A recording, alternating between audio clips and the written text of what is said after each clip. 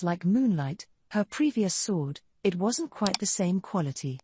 However, phantom pain allowed her to fully recreate her dead-end rainbow finisher. Back when she dueled with Rimuru, the sword she had at the time could fully destroy her opponent's spiritual body after striking for the 7th time, but this one could destroy their astral body as well. That made it more powerful and durable, of course, putting it above moonlight in ease of use. "Ready to take me on?" Hinata asked. "That's my line, you fool," Reiner roared. And then the battle began. Hinata, as usual, began by analyzing her enemy's strength, pinpointing all his weak points. Reiner might have looked human at first glance, but his essence seemed to be that of some other creature. The way he carried his body proved it. Apart from walking, he could effortlessly glide horizontally, or propel himself up and then lunge right at you. There might be some secret hidden in the soles of his shoes, but what caught her eye was his shoulders. They seemed to bulge upward in an odd way, and clearly something was concealed in there. Die. With a great swing, Reiner slashed downward at Hinata. She spun to the side to avoid it. That dangerous premonition she had turned out to be correct. His sword seems well beyond a legend power-wise. It was God class all along. She had no idea how or where he got it, but now she had more than a glimpse of Reiner's power. Now she was even at a weapon disadvantage with him. If they had a proper sword fight, Hinata's phantom pain could wind up shattering in her hand. There was, in fact, a large gap in existence points between them. Hinata was a saint with a so-called hero's egg inside of her, but she had given that up to Chloe before it could hatch. Her saint-class powers were still there, but in terms of EP, she was at just over 1 million. That was more than strong enough for a human being, putting her about at the level of King Garzel, but Reiner was closer to 2 million, a long way away. Still, that was only in terms of physical strength. Hinata also had all those memories and experiences from traveling with Chloe, and all of that was still present in her pure skill. That skill difference was like night and day the last time she fought Reiner. Add that to the mix, and despite her concerns about her weapon holding out, Hinata had grown far stronger than him. Once she made it a one-on-one fight against him, Hinata had all but assured her own victory. But that applied only if Reiner stuck to his knightly code of chivalry and fought fairly. That was the one thing she overlooked. She assumed that Reiner was a lowlife, but the levels of cowardice he'd stooped to surpassed even Hinata's imagination. She might be cautious enough to never let her guard down, but some people out there hit rock bottom with their foolishness and just keep on going down from there. That's who Reiner was. Whether it was his innate nature or all those experiments warping his mind, he didn't know, and he didn't care. What matters is that Reiner never intended to stage a duel with Hinata from the beginning.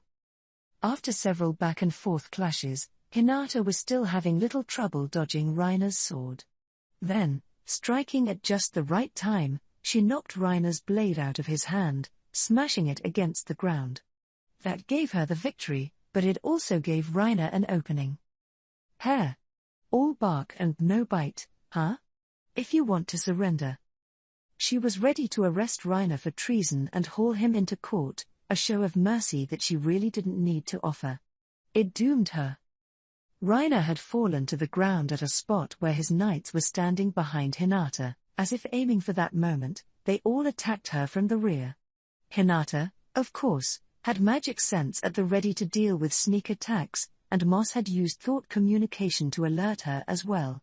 But Reiner was the one to watch out for, and she just didn't have time to deal with this rabble. This is why Hinata assumed she had no chance if it was her against the whole crowd. She was forced to accept being attacked, to some extent, but it all happened in an instant. Lady Hinata. Before Sion could scream, a cloud of light rays slammed into Hinata. Reiner, roaring with laughter, followed it up by striking the final blow. There was no sword in his hand, but his body was fully covered in God-class mail. The shoulders were left exposed, though, and from them, 2 pairs of thin, tough hands covered in more God-class armor sprouted out. They transformed into 4 spears, each of which penetrated one of Hinata's limbs. Hinata smashed against the ground, the sword falling from her hand. She didn't have the strength to hold it, much less stand back up. Ha ha ha. All that bravado you were giving me, and I guess you were all bark and no bite, huh? Someone as cocky as you deserves to be sprawled out like that. Reiner kept laughing, a shrill, rankling cackle. You call that a fair duel? Cian's angry shout was met with a snicker from Reiner. Criminals don't have any human rights, okay? But I'm a merciful man. If she cries and begs for forgiveness, maybe I'll think about postponing her execution date for a little while. His lips curled up in a sinister grin. He didn't wait for Hinata to respond before continuing his speech. Of course, I do need her to show a little gratitude to me. That wicked smile seemed to telegraph all the vulgar thoughts in his mind. His knights flashed similarly wicked grins. Hiya ha ha. Now that's what the best in the West ought to look like. So much for that witch's unbeaten record, huh? Nah, we've just gotten too strong, is all. It only looked like a close match because Sir Reiner was toying with her. They weren't shy about speaking their minds. Maybe they were always like that, it was impossible to know. But clearly, they were all utter fools. Hinata was hard to look at in her current state. The back of her Holy Spirit armor was torn to shreds, the bare skin underneath appearing badly burned. The tendons of her arms and legs had been severed, making it impossible for her to move them. But despite that dreadful state, her sweat-soaked face remained as beautiful as ever. Her eyes never lost their shine, and her imposing expression revealed the strength of her will. She had not given up yet. Now. Start crying. I want to see you beg, or I'll kill you right now, all right? Reiner was shouting, eyes bloodshot with madness. The sight of Hinata inert on the ground had triggered a rush of sadistic pleasure in his brain. He had long since lost all sense of reason. Someone like Hinata was akin to a flower on a high cliff, always out of reach. Being able to trample over such an exalted saint surpassed any pleasure Reiner had ever felt before. No matter how much of a self-kidding fool he was, he knew that he was inferior to Hinata. In fact, he realized it the moment they faced each other. No matter how much he outclassed her strength-wise, there was no overturning the difference in sheer fighting level. Her swordsmanship alone was far above his. Being confronted with all this so vividly almost drove him mad with jealousy. That was why he didn't hesitate to carry out the trap he set up in advance, just in case. It didn't go exactly as he first planned it, but it certainly worked out well. Lucky thing her face wasn't hurt, either. Such a beautiful, pristine face. Come on. Let me see it twist in pain. Let me hear you cry out with it. Reiner could feel his power surging, his blood boiling. Just the thought of how pathetic Hinata looked made this dark, thick ball of joy well up from the depths of his stomach. Now that it had come to this, his victory was truly unassailable, and now he was going to hurt Hinata so much that she'd beg for her life. Then there'd be another sort of fun waiting for him, which made killing her seem like such a waste. Come on. You better hurry up, or I really will kill you. His horrifying voice delivered the ultimatum. He was serious about it. He did want the thrill of tormenting her, but her strength was the real thing. If this wasn't enough to break her heart, he should have just severed her limbs entirely. He was a coward at heart, so he was always thinking carefully, wondering if he forgot about anything.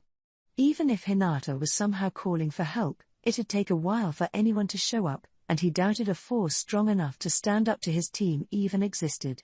Besides, if he sensed that coming, he could just give the order to attack then. He held an absolutely superior position here, there was no possible way to lose. Hinata kept staring at Reiner, never replying. Her eyes told him that she hadn't lost yet. Damn, you really are a cocky girl, aren't you? I'll lop off one of your legs, then. Growing increasingly frustrated, he raised his sword, then swung it down toward Hinata. Hinata was in dire straits, but Testarossa didn't have time to help her. Handling Vega took everything she had, and Hinata's eyes told her that she hadn't given up yet. All she could do was believe in her. She's one of the few people who fought Sir Rimuru to a draw. I doubt she's going to bow out that easily. If she did, then so be it. Rimuru would be furious, but Testarossa hadn't been ordered to protect Hinata. She may or may not feel obliged to help her, but it didn't seem like that's what Hinata wanted at the moment. Aiding her anyway might even hurt her pride, and, again, incur Rimuru's wrath. As Testarossa saw it, if she was going to forcibly offer Hinata her help, it still wouldn't be too late if she waited until her defeat was set in stone. So, without further deliberation, she focused on Vega for now. He was, after all, beyond a handful. His magicule count was several times greater than Testarossa's, but if killing him was her only objective, that seemed simple enough to her. That, however, turned out to be a gross misjudgment. This guy's digging his roots underground, isn't he? He's absorbing corpses to make his damage disappear, maybe? She was correct. Vega's skill had spread itself throughout Inglesia's capital, taking in and absorbing the corpses of the monsters being defeated across town. They didn't increase his power, but it was a good way to replace his damaged, or missing, parts and replenish his energy. Through that, Vega made himself close to immortal. This is so infuriatingly annoying. And she meant it, too. She might be able to destroy him by using nuclear magic to raise a wide swath of the city. To do that, though, she needed a full grasp of Vega in his current state, a pain even in the best of times, but it was impossible here. They were fighting in the capital, and anything that led to the destruction of the city was forbidden as a rule. She was permitted to run, but resorting to any means possible to win was off the table. Thanks to that, killing Vega was almost unfeasible. She couldn't even beat him to the point of defeat, really. If she did, there was a good chance he'd try feeding on the evacuees who fled underground to regenerate himself. For now, he still had his own monster-fied crew to absorb, which was enough for him so far, but if he ran through all of those, Vega might resort to any means necessary after that. For Testarossa, it was like being forced into a battle she had no way of winning. And what made it even more annoying? Hey, what's wrong, huh? After all that big talk, you ain't nothing special at all, are ya? His attitude was way out of line. It takes a lot to make me want to kill someone from the bottom of my heart like this. He should be proud of that, at least. Internally, she was furious. But she was also walking a tightrope. She flicked her flame whip to toy with Vega, thinking 2 or 3 moves ahead. As long as she couldn't bring this to a definitive end, she had to keep the stalemate going. Breaking this deadlock would require some kind of external factor, and since it seemed clear that the enemy still had some of its force hidden, she and her allies were at a palpable disadvantage. If anything could tip the scales in her favor, it was Veilgrind, but she'd never abandon Masayaki. It's probably Sir Masayaki that Feldway is after. Lady Veilgrind isn't naive enough to do exactly what the enemy wants. She must have picked up on Feldway's intentions, and so Testarossa assumed that she wouldn't come in to help them. But at the same time, she knew they were being treated as bait to lure Masayaki out. This stalemate was exactly what Feldway and his cronies were hoping for. This is so frustrating. I know what's going on, but I just have to live with it. Carrera and Ultima seem to have their hands full, too, and none of our other top leaders are in a position to move. If only someone like Zijin was here, but Sir Rimuru would never allow that. She knew via the emergency contacts from the control center that her colleagues were all struggling at the moment. That center was in battle mode right now, after declaring a state of emergency. They were preparing for an enemy invasion, so Zijin, the keystone of their defense, couldn't move from his post. But the only free member of their team who could make a difference in this fight right now was Zijin. That was it. The others were far from weak, but they couldn't turn the tide here. There was that superpower Veldora, yes, but not even he would be foolish enough to leave the labyrinth when Michael was clearly after him. In other words, no reinforcements were coming. The only conclusion Testarossa could draw was that she had to figure something out on her own. But then something unexpected happened. Reiner raised his sword, then swung it down toward Hinata. And just as he did, tying With a clear, metallic sound, it was caught in midair by another sword. Or not a sword, actually. The ravishing lady was carrying a feathered fan, something that could hardly be considered a weapon. The name of this woman, her shining blue hair shimmering in the air, was Veilgrind the Flame Dragon. Hinata was her name, yes? My foolish brother stated that the skills you've devised and improved were proven to affect true dragons as well, right? Isn't that true, Testarossa? If so, she was not too subtly implying, then there's no way she would lose a battle like this. Her eyes were on Testarossa as she continued to ignore Reiner. Yes, Lady Veilgrind, that is true. Honestly, I didn't expect you to come here for us. He. I'm sure. I had no intention of butting in myself, but Masayuki, you know. Veilgrind turned toward Masayuki with her affectionate eyes. And there, before her. Are you okay, Hinata? Ah. Masayuki had his hand right on top of Hinata's breast. The man himself appeared to be making a rather bold move here, but internally he was panicking. What just happened to me?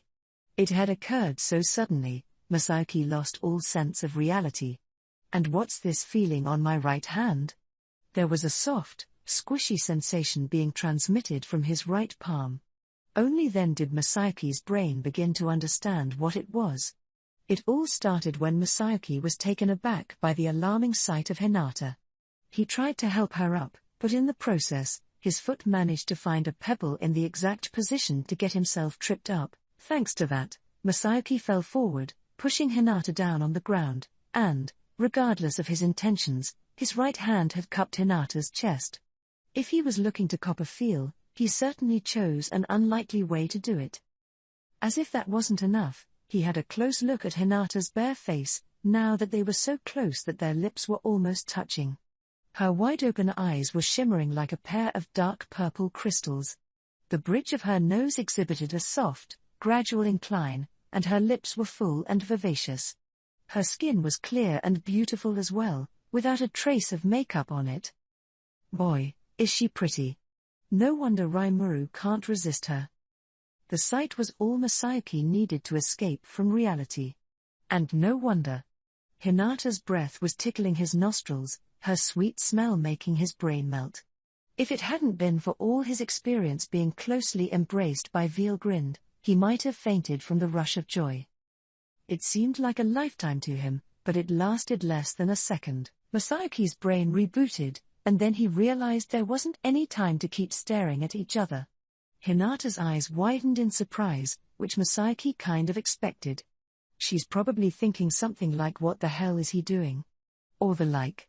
He feared what would happen once she came to her senses. A fearsome gauntlet was awaiting him, no doubt. The thought terrorized him. Wait, it's not like that. It's not.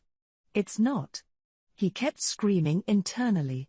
He stood up, his face pale, and tried to come up with an excuse, but... Huh? Just now.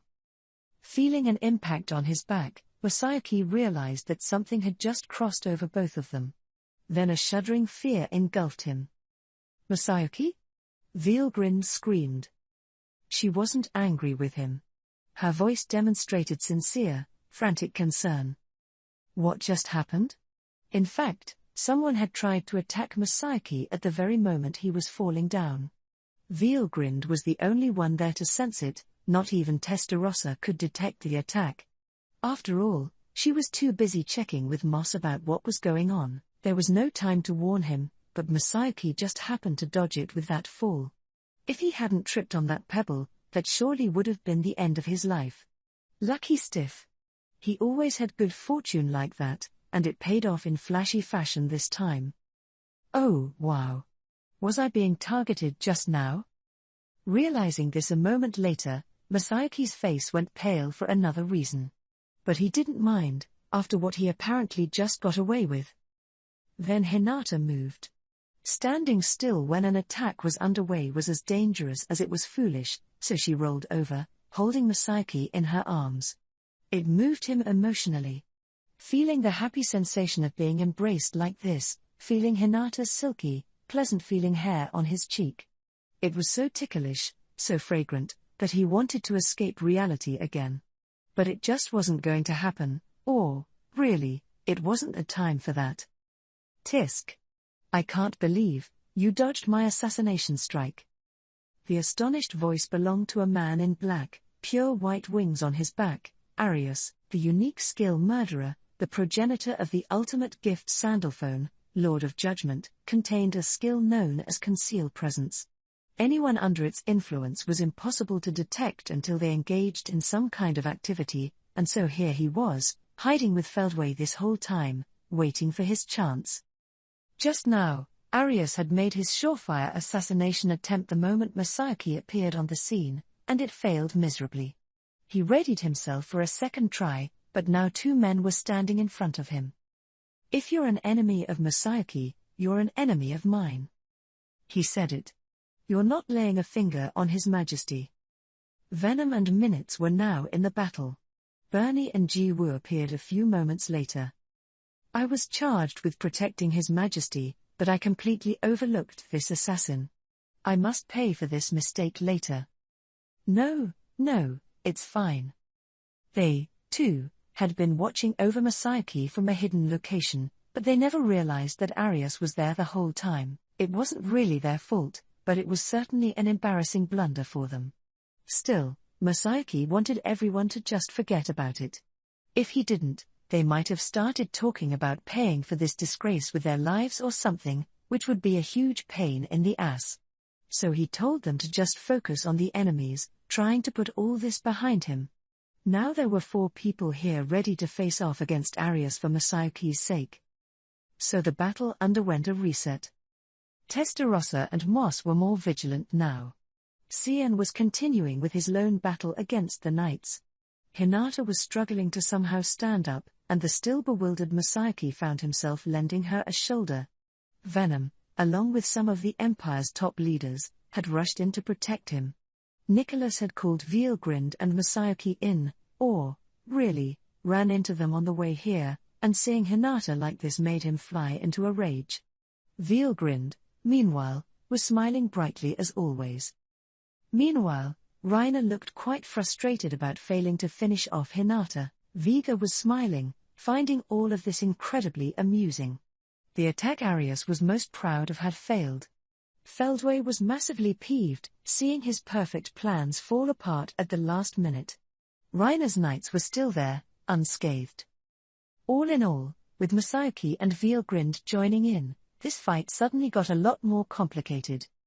The capital's residents anxiously listened to the broadcast. If they were lucky enough to be in a shelter with a video screen, their eyes were all on it. Reiner's statements weren't making much sense, but if Prince Elric was siding with him, there was no doubting who Reiner was allied with. Yet as the battle raged, Reiner's brutality turned off much of the audience. It was a cowardly, vile sort of fight, most unbecoming of a knight. What's more, it wasn't even Reiner's knights trying to defend the capital from those monsters, it was the Hinata-led Crusaders and Temple Knights. Regardless of who was telling the truth, people wanted to place their trust on Hinata and her team. Some of them still supported Elric, but their numbers were rapidly dwindling. Then, when Hinata fell into deep trouble, everyone watching prayed for her safety. That wish was granted with the appearance of a certain savior. When his glowing figure appeared, the audiences around the screens began to whisper. The hero. The hero? It's the hero. Sir Masayoki. Masayoki the hero has returned. Yes. He's returned, as an emperor. And it didn't take long for the chorus to ring out, louder and louder. Masa uki. Masa uki. The ground rumbled as the people cheered across all the underground shelters. But it wasn't just the common folk engaged in this. The surviving royalty did the same thing, as did the kingdom's influential nobles. None of them were foolish enough not to know whether Elric was in the right. Hinata had been a guardian of humankind, an upholder of law and order across the land. She had no motive whatsoever to kill the king. Plus, the World Congress was in full swing, and the security apparatus in the capital where it was held was nothing short of perfect. Even if someone really did want to target the king, there was no way they'd take action now. If anyone dared to try it, they'd have to be a force seeking to plunge all of human society into chaos. Even Reg, the three wise drunks group that ruled the seedy underbelly of the world, was working on the down low to ensure the World Congress was a success. If human society wasn't prosperous and expanding, the underworld had no future, either, a very logical fact, if you thought about it, one that convinced even the upper echelons of the kingdom to join hands with them. As a result of all that, anyone who tried an attack like this must have been totally unaware of the situation in the capital. That certainly applied to Prince Elric, being kept in his tower day and night, and that made him a prime suspect in this conspiracy. This has to be perplexing for our people, but Sir Masayuki certainly helped them calm down, hasn't he? It's a good break for us, even if it does put us in a difficult position, indeed. If the ringleader escapes and we have to rely on some other nation for help, we're bound to be raked over the coals for it. The palace knights have been routed, but we've got other forces left, don't we? Deploy the capital's armies. Everything we have on hand. Yes, sir. Now Inglesia's most powerful people were scheming to wrap all this up immediately. Masayuki was a hero, but he was also emperor of his own country. They couldn't turn to him for this, so it was time for a little sweat equity. Reg was also on the move. Our three leaders don't want this land to fall into chaos. It'd be stupid to waste our strength on something like this. I'll go out alone with my musketeers. Glenda Atlee had made up her mind. She had her hands on a certain set of weapons, test items developed in secret by Tempest, never meant to see the light of day. These had somehow found their way into the hands of Reg, and, in particular, the Musketeers, a team led by Glenda herself. She was proud of this group, composed of surgically enhanced soldiers from the Empire, each of them ranked an A in combat individually, and they were skilled in handling all manner of arms, including stuff as vicious as small anti-tank rifles and portable Gatling guns. The ammunition used for them wasn't the normal type, either. It was made from hazardous materials that required specialized knowledge to handle. Its power, of course, spoke for itself. Now, let's get going. Yeah. Good luck to you. Even in death, your soul will surely be reborn as a magic born with the blessings of God. I didn't really ask for that, thought Glenda, but she just smiled. Her colleague was just trying to be nice to her, and with that, she took her force of under 100 away to battle. Masayuki was daunted at the whirl of events around him. He had been completely left behind, and now Hinata was making him feel even more trapped. So how long are you going to keep feeling me up? She asked. Bro. He choked on his own spit a little. I wasn't feeling you up. I just brushed against them a little. Was the excuse he was prepared to give, but being face to face with Hinata and seeing all that beauty made him tense up. There were lots of pretty girls in Tempest, but that was more of a non-human type of beauty. Veilgrind was the same way, well beyond the human realm. Hinata, meanwhile, had a style he was very familiar with, having grown up in Japan and all. Becoming a saint had refined her beauty even more, but she still had a unique sort of charm that felt relaxing to him. But Masayuki wasn't about to let looks deceive him. Rimuru had told him again and again, whatever you do, don't make Hinata angry. Even Veldora had echoed his agreement. She holds a grudge, he and Rimuru had said, their faces deadly serious. She'll get revenge on you, no matter what it takes. Any poorly advised moves made against someone who once made both a demon lord and a true dragon cry would, to say the least, be trouble for him. Masayuki understood that well, so he hurriedly jumped to the side and apologized to Hinata. She, by the way, was keeping calm, but her mind was racing just as hard. She had never had someone fondle her breasts like this before, so she wasn't sure how to react. If this was on purpose, appropriate action had to be taken, but in Masayuki's case, it was clearly more of an act of God than anything. That made it a tough call for Hinata, and thanks to that, Masayuki lived to see another day. Sorry about that. I swear I didn't do it on purpose. He couldn't think of any good excuses. Hinata interrupted him midway. I'm kidding. I know you couldn't help that. She was all smiles with him, but Masayuki couldn't stop the cold sweat running down his spine. He still had no idea what was happening to him. His brain couldn't keep up. He wanted to say as much, but doing that seemed like it'd seal his fate for good, so all he could do was keep quiet. Oh, just a little touch isn't going to make anyone that angry, Masayuki. You can feel me up anytime you like, you know. Veilgrind was laughing the whole time as she dropped that bombshell. Masayuki couldn't find it in him to say no. He was a young man, after all. But he sincerely hoped they could pursue this topic somewhere quieter later, more private, too. Hinata, still glaring at them, grunted in pain as she tried to get up. Lady Hinata. Cardinal Nicholas rushed over to her, picking her up. Her arms and legs were still badly injured, making it impossible to stay on her feet. Let me heal you at once. Despite his half-panicked voice, Nicholas performed high healing, a holy magic, in superb fashion. Hinata, instantly recovered, zoomed back to the front line. So, with that temporary reset, the battle began anew. Lady Hinata, are you all right? Perhaps you should leave this to Sir Masayuki? Hinata brushed off Nicholas's suggestion. Masayuki was startled for a moment, but Hinata clearly wasn't going to take the cardinal up on the offer, which relieved him greatly. He had already been told not to risk his neck out here, so he had no choice but to ask Hinata to do her best. Whether she was aware of that or not, Hinata smiled a little. There was a hint of cruelty to it, like this dashing woman in male military dress was relishing the reputation she had gained. She was, in fact, furious with Reiner, but even more upset about letting her guard down around him. No problem at all. I'm done just watching from the wings. It was her declaring victory in advance. After all the torture this opponent had dealt her, there was no need for any more sympathy. Hinata had completely anticipated and predicted her path to victory now. She looked at Reiner, giving him a benevolent smile, but her eyes remained cold. Now then. I'm about to fight for keeps, so get ready. Damn you, criminal. First you murder the king, then you speak of besting me next. Well, I'm done playing, too.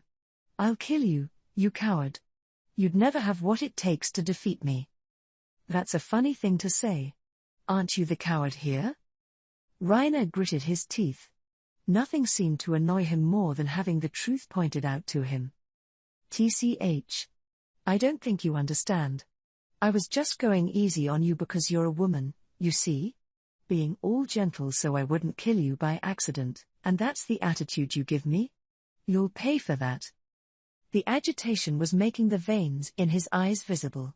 He was on the verge of having a mental episode. Hinata, anticipating this, kept goading him on. Oh, will I? Well, have fun trying to make me. She would no longer be caught off guard. She knew now there was nothing chivalrous about this night, there was no reason to offer mercy to sleazebags like him. Reiner, perhaps understanding this, was now howling at her, his entire face red. Don't bother crying for mercy now. If that's what you want, I'll let you have it. I'll slash you, and slash you, and slash you, again and again. His only goal now was to crush Hinata with overwhelming force, showing off his strength to his knights and the rest of the onlookers. Expecting sensible judgment from him now was impossible. Hinata, spotting this, gave Reiner a cold look, not a trace of kindness in her contempt-filled eyes. Reiner rushed toward her. Hinata, in no hurry, readied her phantom pain, their swords crossed. Hiya ah ha ha ha. Die, die, die, die. The madness was clear in his shouting. The sword he swung down easily had the power to kill, but it could no longer work on Hinata. Even phantom pain would have shattered if it took the blow directly, but there was no need to take him head-on in the first place. Nor there was any need to hold back. Reiner might have outclassed Hinata in physical ability, but it wasn't a problem for her. She nimbly dodged his strike, aimed at an opening in his armor, and thrust. "Gar?" Reiner screamed. Intense pain rushed through his body, snapping him back to reality a little. What is this pain? I gained so much power. This sort of half-hearted attack shouldn't work on me at all. Serving under Vega, he had gained the powers of an officer-level mystic. With the god-class equipment he had been given, there was no way he could lose to the likes of Hinata. Just feeling pain at all was seemingly impossible. The silence pain skill he owned failed to work, which was bewildering. The damage to him wasn't actually that serious, but this pain showed no signs of abating. Reiner gritted his teeth.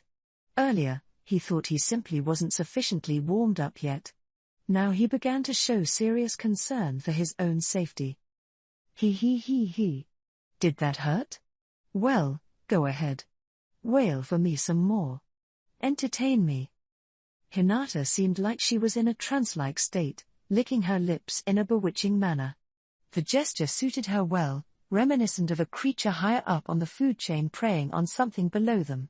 Nicholas was looking on, the rapture clear on his face, but it turned off Masayuki immediately. That lip-licking move might earn her a passionate fanbase among those with certain fetishes, but for Masayuki, that was a no-go zone. She's so scary.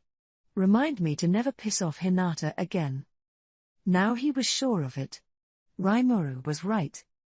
But, not caring about her audience's appraisals, Hinata tried another attack on Reiner. He desperately tried to defend himself, fearing the sword that delivered such incomprehensibly severe pain before, but this wasn't the kind of easy-going attack he could find an escape from. Time to die, dead end rainbow. She stabbed repeatedly at Reiner, every move as fluid and precise as the last one. Nerve-wracking pain accompanied every strike, punishing Reiner. This can't hurt me. If I just hold out against the pain. Her error? But as far gone as he was mentally, there was no way he could endure. His physical body may have been strengthened many times over, but his mental strength hadn't caught up. He absorbed a mystic, a spiritual life form, but that didn't mean his mental armor had toughened up at all. Help me, Vega. The pain won't go away. Reiner tried to heal the damage he sustained, but the wounds in his heart wouldn't heal so readily. He didn't have a skill for that, of course, and now that the pain put him in a state of panic, the severe fear and suffering cost him the ability to make clear decisions.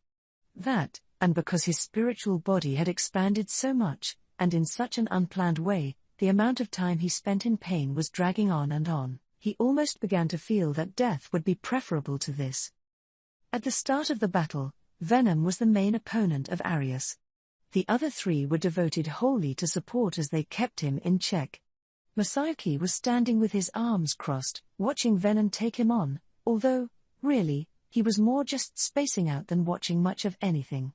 There'd be an occasional flash of light or the like to indicate that the fight was still on, but for Masayuki, it was impossible to understand what was going on in the battle.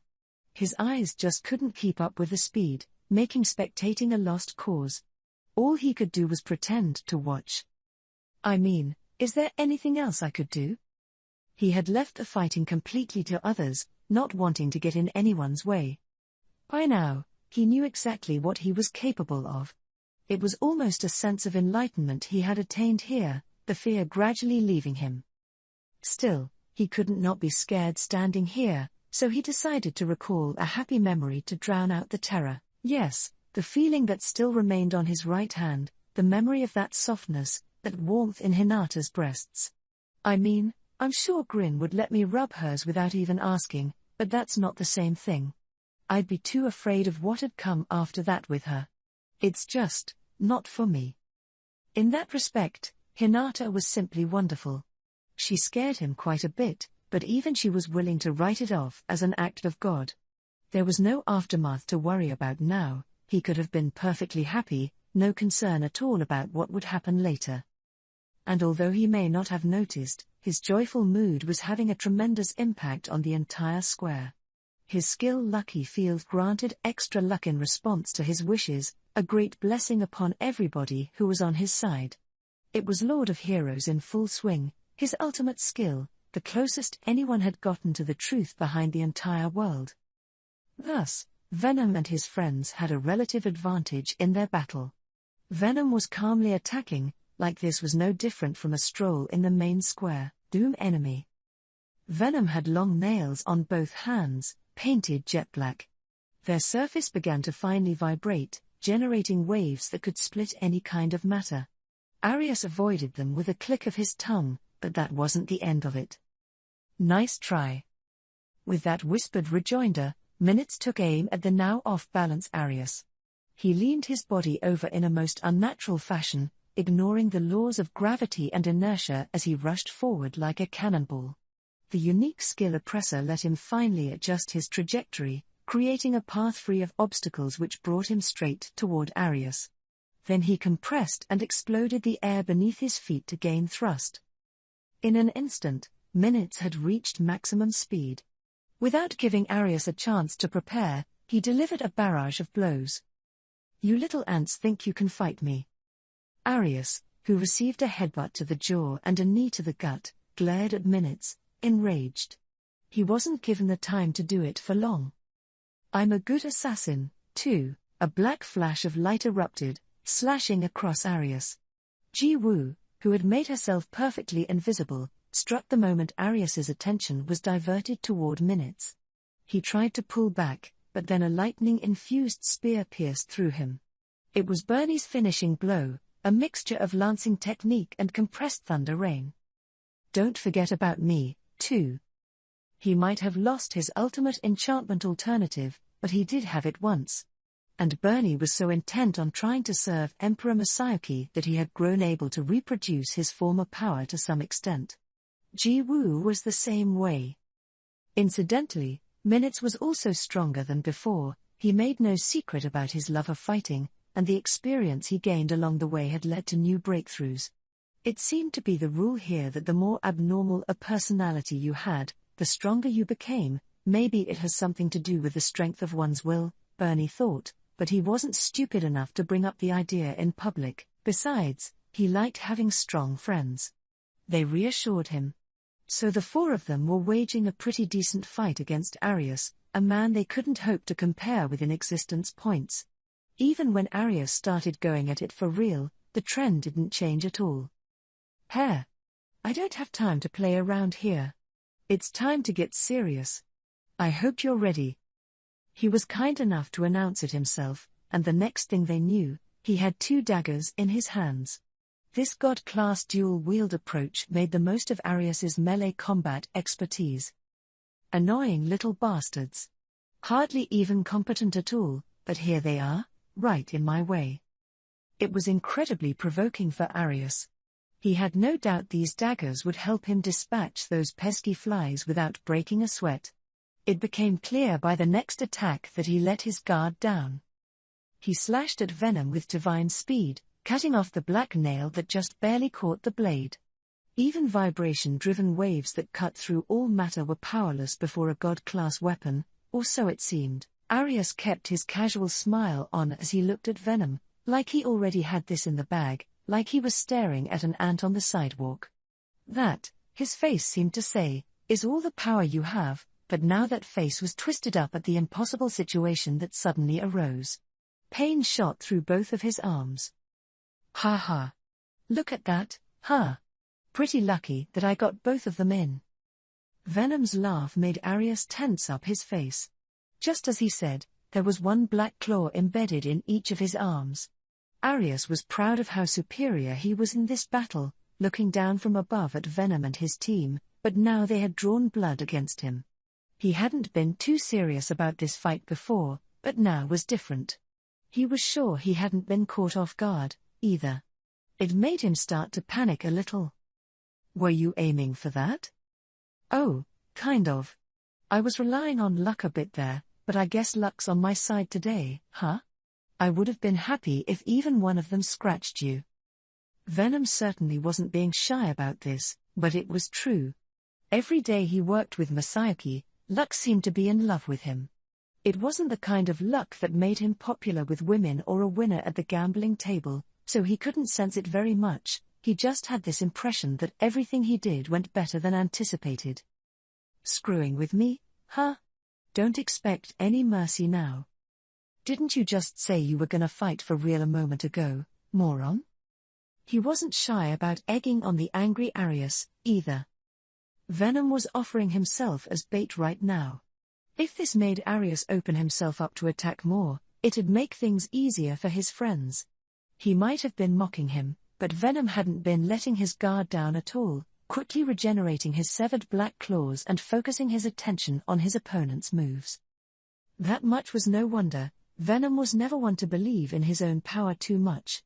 He had been reborn as a demon only a relatively short time ago, and with the dominant presence of Diablo teaching him exactly where he stood, he had acquired the habit of evaluating himself from a thoroughly objective point of view. I don't like my chances here. It's all good if my luck holds out, but I'm completely outclassed in ability. I'd really like to swap places with Bernie and focus on attacking instead of being a decoy. Venom was assigned this decoy role because everyone decided he was the least likely to die. Bernie was usually the main tank of this group, so they were mixing it up a bit with their assignments today, with Venom serving as a kind of dodge tanker. If one of Arius's strikes hit any of them, it was over, so Venom, who'd never be insta-killed, no matter what, was seen as their best bet for that position. Of course, if I die, it's gonna take a few hundred years to revive, you realize. I really don't want to go through that. He sharpened his nerves as he had that thought. His companions, Bernie included, knew that he was actually walking a fine line here. So they focused on teamwork, not letting themselves get worked up. Minutes' job was to keep breaking out flashy strikes that distracted Arius's attention. Whether any of them worked or not, he was obligated to keep up the attack, come hell or high water. The best defense is a good offense, as they say, and it was Minutes' barrage that allowed Venom to fend so well for himself. Meanwhile, Bernie's inhibit cognition skill was minimizing, but not cancelling out, the effects of Arius's ultimate skill Sandalphone. That gave Minutes an easier time landing his attacks. That wasn't all, of course, he also functioned as an auxiliary tank for the party as needed, making sure Minutes had as much space to roam as possible. Finally, Ji-Woo was the party's ace in the hole, in the truest sense of the word. Her concealment skills differed from Arius's in that she could only hide herself, but that was enough for her. It goes without saying how handy this was in battle. The moment she disappeared from Arius's sight, she'd activate her skill, using it alongside her small stature to remain perfectly hidden. Then, right when Arius left himself the most open, she'd go in for a lethal strike. Arius sadly wasn't weak enough to go down with one blow like that, but the damage was still stacking up.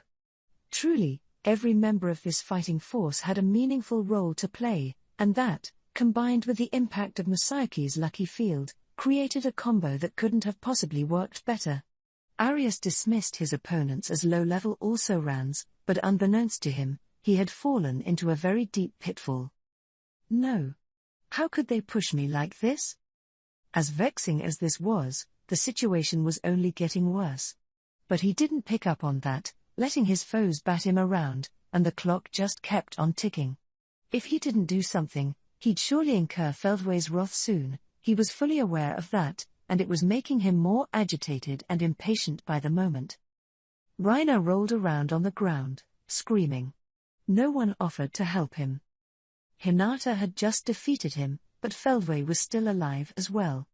Veilgrind was engaging him, yet as long as Castle Guard was active, no attack would work on him. Moss and Sion, too, were doing a surprisingly fine job holding back Reiner's knights, both of them calm and composed as they did their duty. Moss would keep them all in line, Sion would force a one-on-one situation, and Nicholas would casually offer a helping hand now and then. His magic stopped the enemy in their tracks and provided backup for Sion's own strikes, helping them gain an edge in this fight. Arius was close to his wits' end as well, so nobody on Feldway's side had the time to think about Reiner. Even if they did, perhaps letting him be was the right decision anyway. As proof of that, Vega, the man Reiner was begging for by name, was smiling from ear to ear as he took on Testarossa. You don't need to help your friend at all? She asked Vega. Ha! He's my lackey, not my friend. But, yes, now might be a good time. Testarossa didn't like the sound of that. This guy's after something. She had picked up on Vega's habit of using corpses to recover his damage during battle, but she had a feeling this wasn't the whole story, that he had some other skill he was hiding. And she was right. Look, girl. You got it all wrong. I still haven't gotten serious about this yet. Maybe you've been trying to figure out how to kill me and all, but you don't need to worry your little head about that. What does that mean? Ha! You're actually that dumb, huh? I'm saying that there's no way to beat me. Testarossa almost lost her temper. But she stopped herself, observing Vega with a cold gaze. All through this battle, it's like he's been gradually building up his strength. I wonder if all this arrogance isn't a bluff after all? Seeing through this, she kept herself from lashing back in anger. Heh. I'm sure Feldway's getting impatient now, too, Vega said to her. All right, then. Time to show you a little something special, so you can die in despair. He let out a loud, haughty laugh. Then, at long last, he unleashed the power he had just learned how to handle. That was when the nightmare began. Awaken, Dracobeasts. Vega, ignoring Testarossa, put one hand on the ground. This was just an act, there wasn't any need for it, but he deliberately left himself wide open like that, as if to declare that Testarossa stood no chance against him. She didn't take the bait. She stood where she was, ready to calmly analyze what was about to happen. A wave of pure evil streamed out from Vega's hand. It traveled through the ground and engulfed Reiner's fallen knights, lying on the ground. It affected all of them equally, whether alive or dead, although it made a pointed effort to avoid Elric, which deserved note. Moss, said Testarossa, gather everyone up. The demon promptly went on the move, calling Bernie and the others back to where Masayuki was to protect them from Vega's wave attack. This included Venom and Cian, and in short order, they were all gathered in one place, watching with bated breath to see what would unfold. Before their eyes, the living and the dead were twisted and folded together. They were transformed into evil life forms that emitted foul odors, and Reiner was no exception. Hey.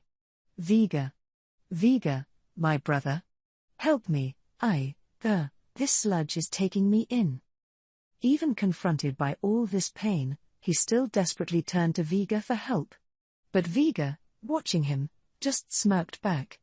Reiner was a throwaway pawn from the beginning, and that's why he used him as a test subject for his new power. Oh, no need for you to worry.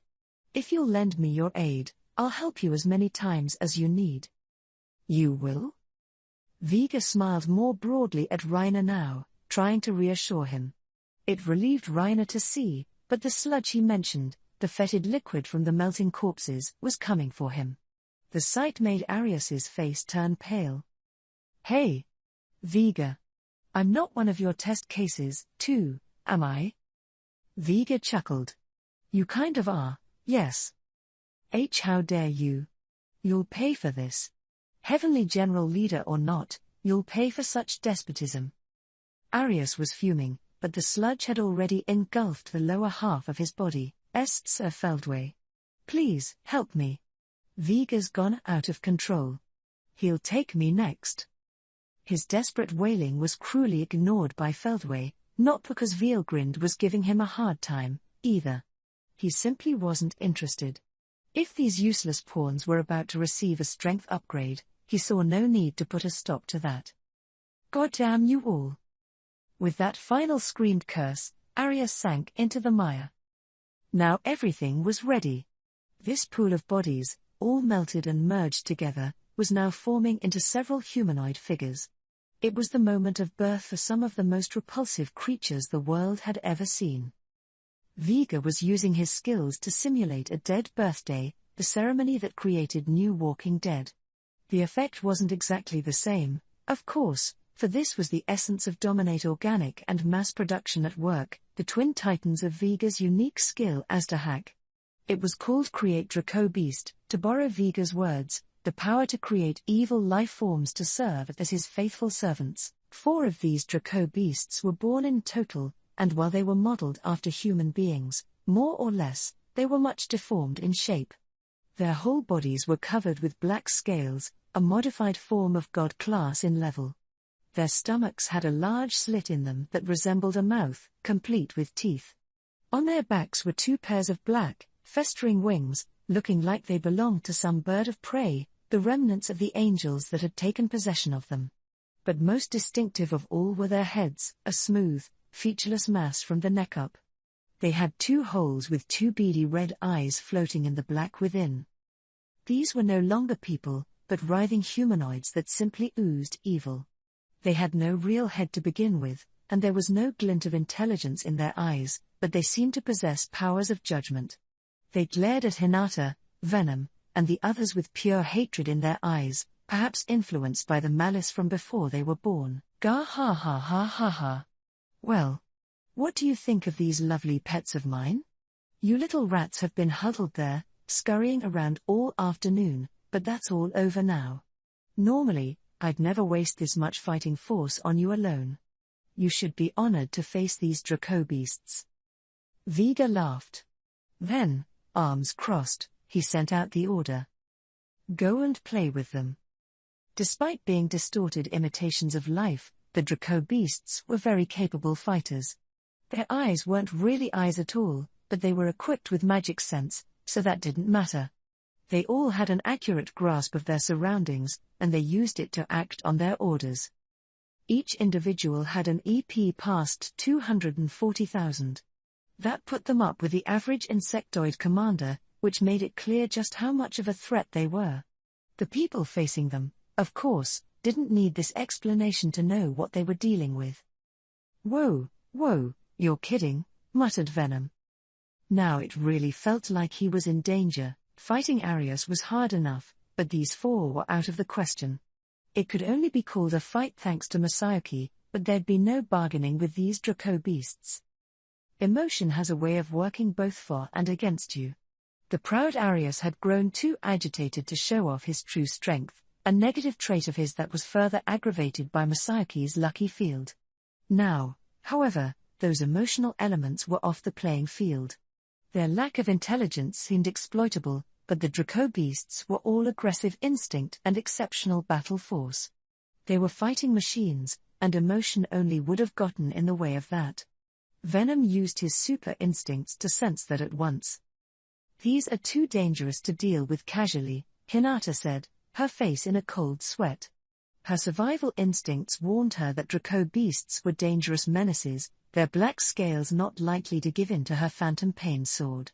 The only real chance she saw were their eyes and the mouths on their stomachs, but Hinata didn't see much hope aiming for those, either, so she turned toward the paladins gathered at the square. All paladins, commanders on down. Keep your distance from the targets and get in formation.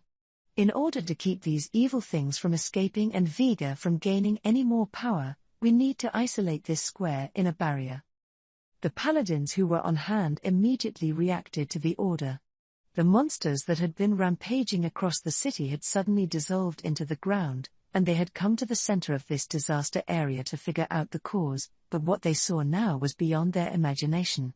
Confronted with Draco beasts that were clearly beyond anything they could handle, they were close to losing all of their morale at once. It was only Hinata's voice that gave them a purpose and revived their fighting spirit. She's right.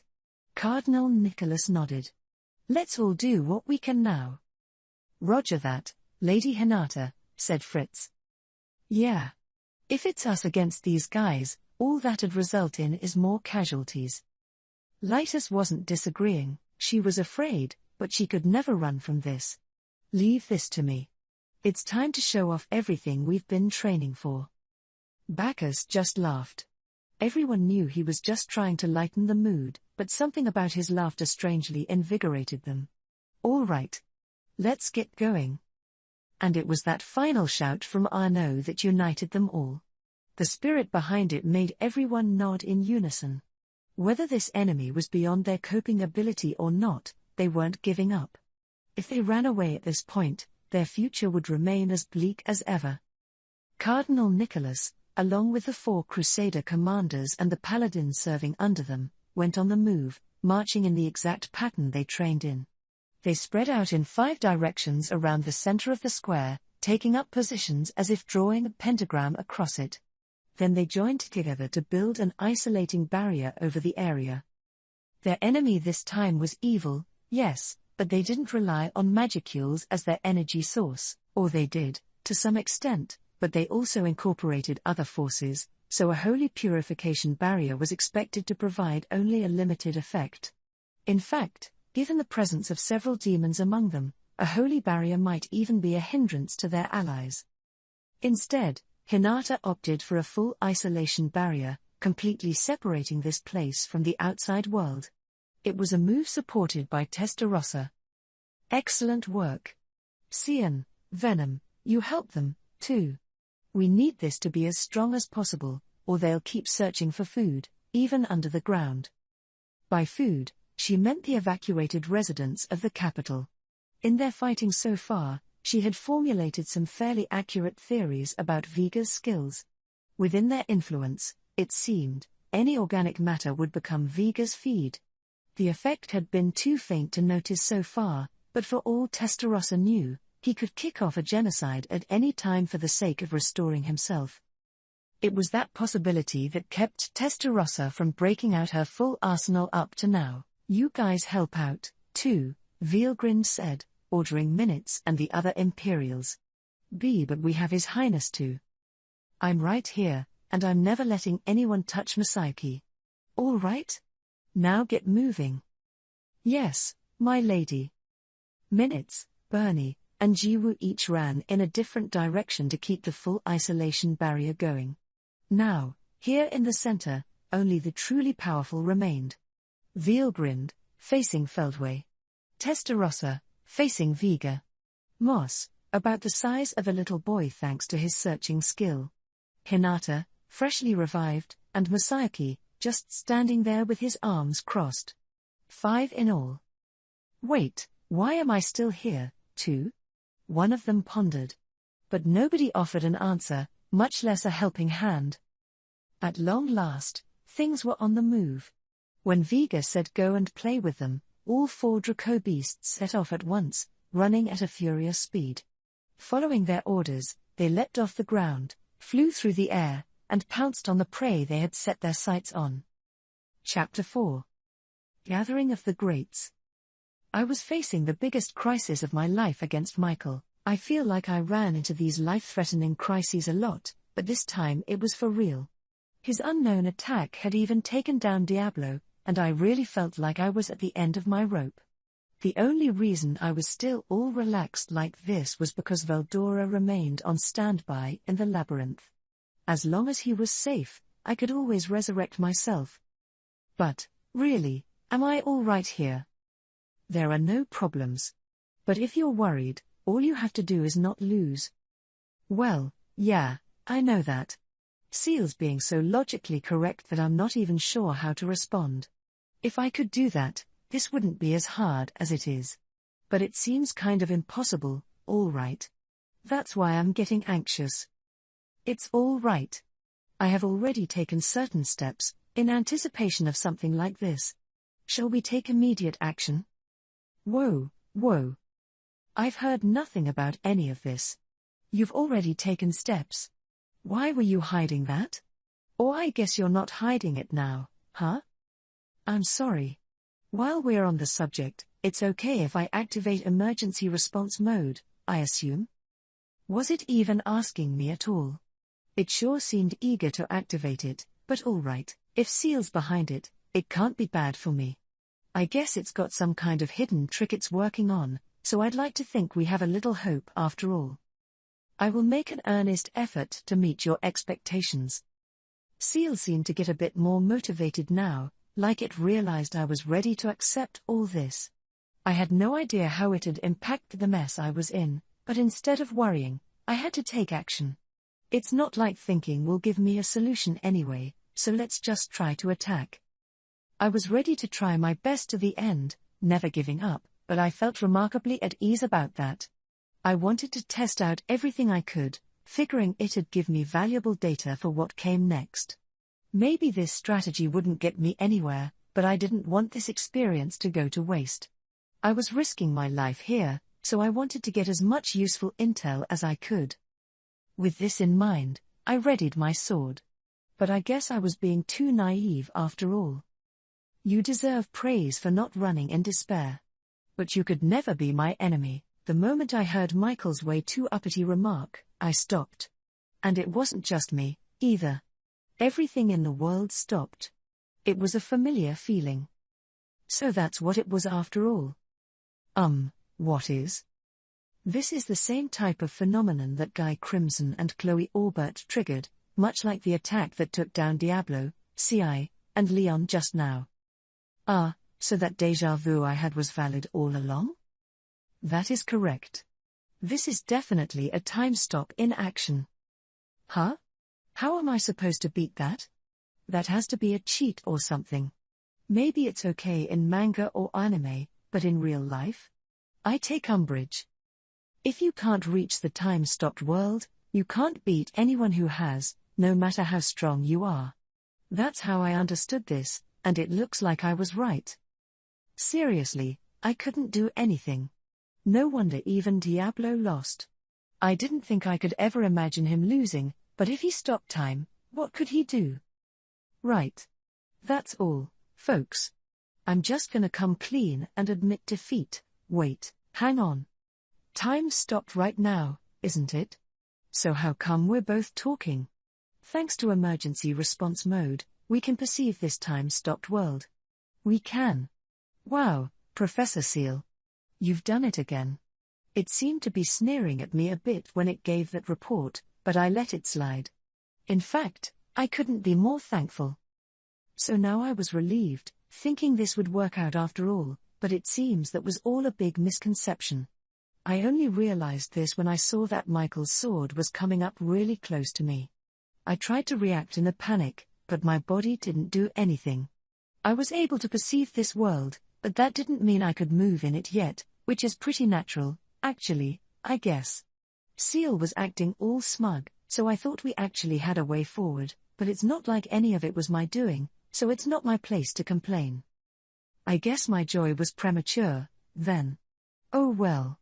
Even if I give up and let Michael cut me down, I'd at least like to go home with more knowledge of his swordsmanship and battle habits. It'd help for next time and all. No, it's still too early to give up. Seal was offering some sympathy. Then, the next moment, I felt like I heard a clear tone echoing across the air. I was used to this feeling, again, it was kind of like déjà vu. And what did it lead to last time? Mr. Tempest. I'm here to help you. Yep. It's Chloe. I was helpless against Michael's sword, but in front of me, that long, silvery dark hair was flowing in the air. The Moon Mistress' sword was in her hand, and she was wearing divine spirit armor. These were once the Moonlight Sword and Holy Spirit armor Hinata entrusted with her, but now, after all this time spent traveling with her, they had evolved into God-class gear. And, it goes without saying, I suppose, but they were owned by the fully grown-up, wholly beautiful Chloe. So now Chloe was here, which is great, but I still couldn't move. I can't even reply to her, even. Not a problem. It is known that data particles can transmit information at any given moment, unaffected by the flow of time or space. In other words, even in a stopped world, it can still transmit thoughts. Okay, I guess. This conversation between Seal and me took place instantaneously, but there was a bit of a time lag in the voice I heard from Chloe, for reasons I still didn't understand. If these data particles weren't affected by time or space, shouldn't that voice come across instantly, too? I am part of you, my master, so I am not affected at all by time. However, if I want to know what is happening on the outside in a stopped world, I will need to send out data particles to grasp the information around me. This is getting pretty hairy. So basically, data particles aren't affected by space-time at all, they're capable of working in any situation. By interacting with these particles instead of magicules, we'd be able to perceive the world and communicate thoughts through them. Therefore, If I wanted to move in this environment, interacting with its data particles wasn't going to be enough. Chloe seemed to be talking normally, but I shouldn't be comparing that with the real world. No, it felt a bit like Hasten thought to me, but that wasn't quite right, either. Apparently Seal and I were just exchanging data particles without any time difference, and that was possible because we shared the same soul. If that's the case, how could I communicate my will to a third party in this stopped world? Just put your will in the data particles and bash them against the other party. Sounds a little violent, but I get it. If Seal could interact with data particles now, that would make it possible to reply to Chloe. The whole reason I could see what's going on in here is because of the data particles I was bouncing around the area. I'm not sure if these particles went at a constant set speed in this world, among other questions I had, but if I can converse this way, then wonderful. Sorry. Thanks a lot. But I don't see how I can move yet. I promptly sent a message over to Chloe. She used thought communication to answer. Right, I know. But you already have access to thought communication, huh? Yeah, somehow. Yes, you have Seal with you, after all. No wonder you can pull something like that off. Oh, Chloe knew about Seal? Yes, my existence was exposed through Chronoa. So, this time, she secretly joined in as a bodyguard. Oh. Makes sense. That was the ace in the hole Seal kept hidden up to now. But if it went that far, it must have known just how dangerous this was gonna be. Yes. I had not been able to determine the enemy's aims, but there was no doubt that Masayuki Honja was one target. At the same time, I decided there was a high possibility that my lord was being pursued as well. Ho. So I was bait to you, huh? And Seal's always the type to play it overly safe all the time, too. That's a pretty uncommon decision. Oh? But maybe that's sacrificing the rook talk earlier. Yes, that was a metaphor for Michael, after he thought he was ready to capture you. I knew it. Except I didn't. And now I'm kind of ashamed about that. It did feel like Seal was kind of hesitant to say something. My answer wasn't wrong, but it wasn't right, either. Was it wondering whether to point that out or not? I thought that Michael would naturally assume you would step up to bring Leon back, my lord. I thought that Leon would be used as bait due to that, so I wondered how much importance Michael would attach to this, and how much of a force he would deploy. Right, yeah. I mean, that's not surprising if you think about it. I already brought Veilgrind back before this, after all, and Michael and Feldway weren't stupid enough to think she somehow magically willed herself back. As I was now realizing, I didn't think deeply enough about that. I mean, sure, Michael didn't want to lose Leon. Of course he'd take some precautions against that. Leon wasn't someone he cared about that much, but I guess he tried using this situation to his advantage, using him as bait to lure me out to other worlds. That was his plan, and Seal was planning this whole operation in anticipation of that, then? So there was no room for me to intervene from the start. It sounds simple when it's explained to me like this, but both Michael and Seal were thinking 2 or 3 moves ahead here. The slightest deviation from their predictions would have led to a huge failure for one side or the other. Or maybe that's why. If I hadn't gone to rescue Leon, Michael would have taken some kind of other measure. It'd be easier for Seal to read the situation if we just pretended that I was tricked and went out there anyway. My safety's assured as long as Veldora's around, so it decided that going along with Michael's plan was the better option for us. Right? Yes. Of course, I was giving the utmost consideration to the safety of my master. Sure you were. It's kind of scary how well Seal's read this so far. But one thing it didn't count on was the fact that Michael could stop time as well, huh? That was also taken into consideration as a possibility. That was why I discussed matters with Chloe Orbert and had her on standby for me, just in case. Aha. So you figured that Chloe probably wouldn't see any action, but thanks to Michael being so overpowered, here I am getting helped out by her anyway. If not even Seal could have predicted that, then I suppose I never had a chance. The biggest miscalculation was failing to see that Michael possessed time stop as well. However, I think that turned out well for us. Oh? Why is that? Because there are so few people in possession of this skill that being exposed to it at all is a valuable experience for us. Successfully developing an emergency response mode was a stroke of good luck. As long as we keep observing this stopped world, it will only be a matter of time before we are able to move. As confident as always, I see. This talk about it only being a matter of time despite time being stopped sounded like a joke to me, but I didn't want to nitpick. Seal deserves credit anyway. What I'm wondering about is whether we really can move in stop time. I mean, we're gonna get nowhere if I can't do that at some point in the future, so addressing that problem seems like an urgent issue to me. All I can do right now, after all, is rely on Chloe, so. In the meantime, I've got nothing. Time to drop the jokes and see how the battle between Chloe and Michael works out. Michael, perhaps wary of Chloe's arrival, didn't try to move. After a while, though, he lifted up the sword in his hand in a relaxed motion. I honestly have trouble believing something this unexpected would happen. Oh? I didn't think anyone could move within stop time apart from myself and Velzard. As a Monas, an ultimate being, that much is a given for me, but I am quite impressed that you reached this domain. Ah, Michael brought up the word Monas himself, huh? Is this a trick? If Chloe reacts to it, maybe we'll get closer to what Michael really is. I thought about warning her out of concern, but there was no need. You think so?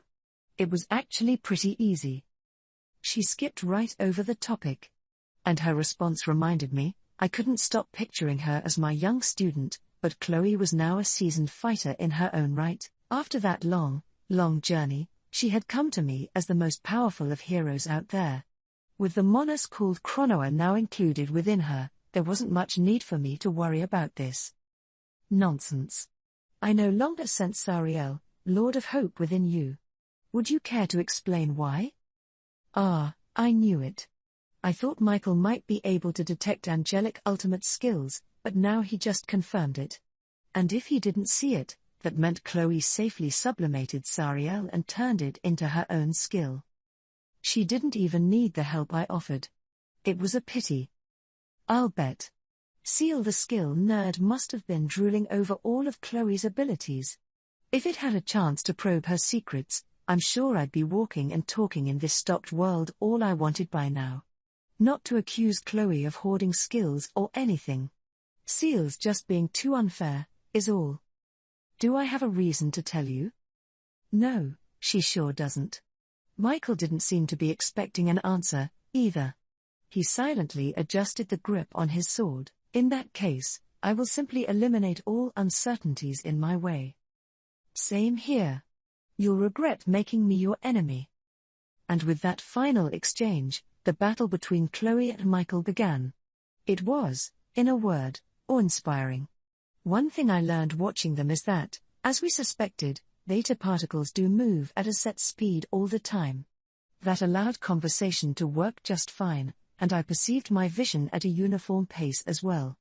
It seemed to be a set physical phenomenon, much like how matter can never exceed the speed of light. So how come data particles could go past light speed, then?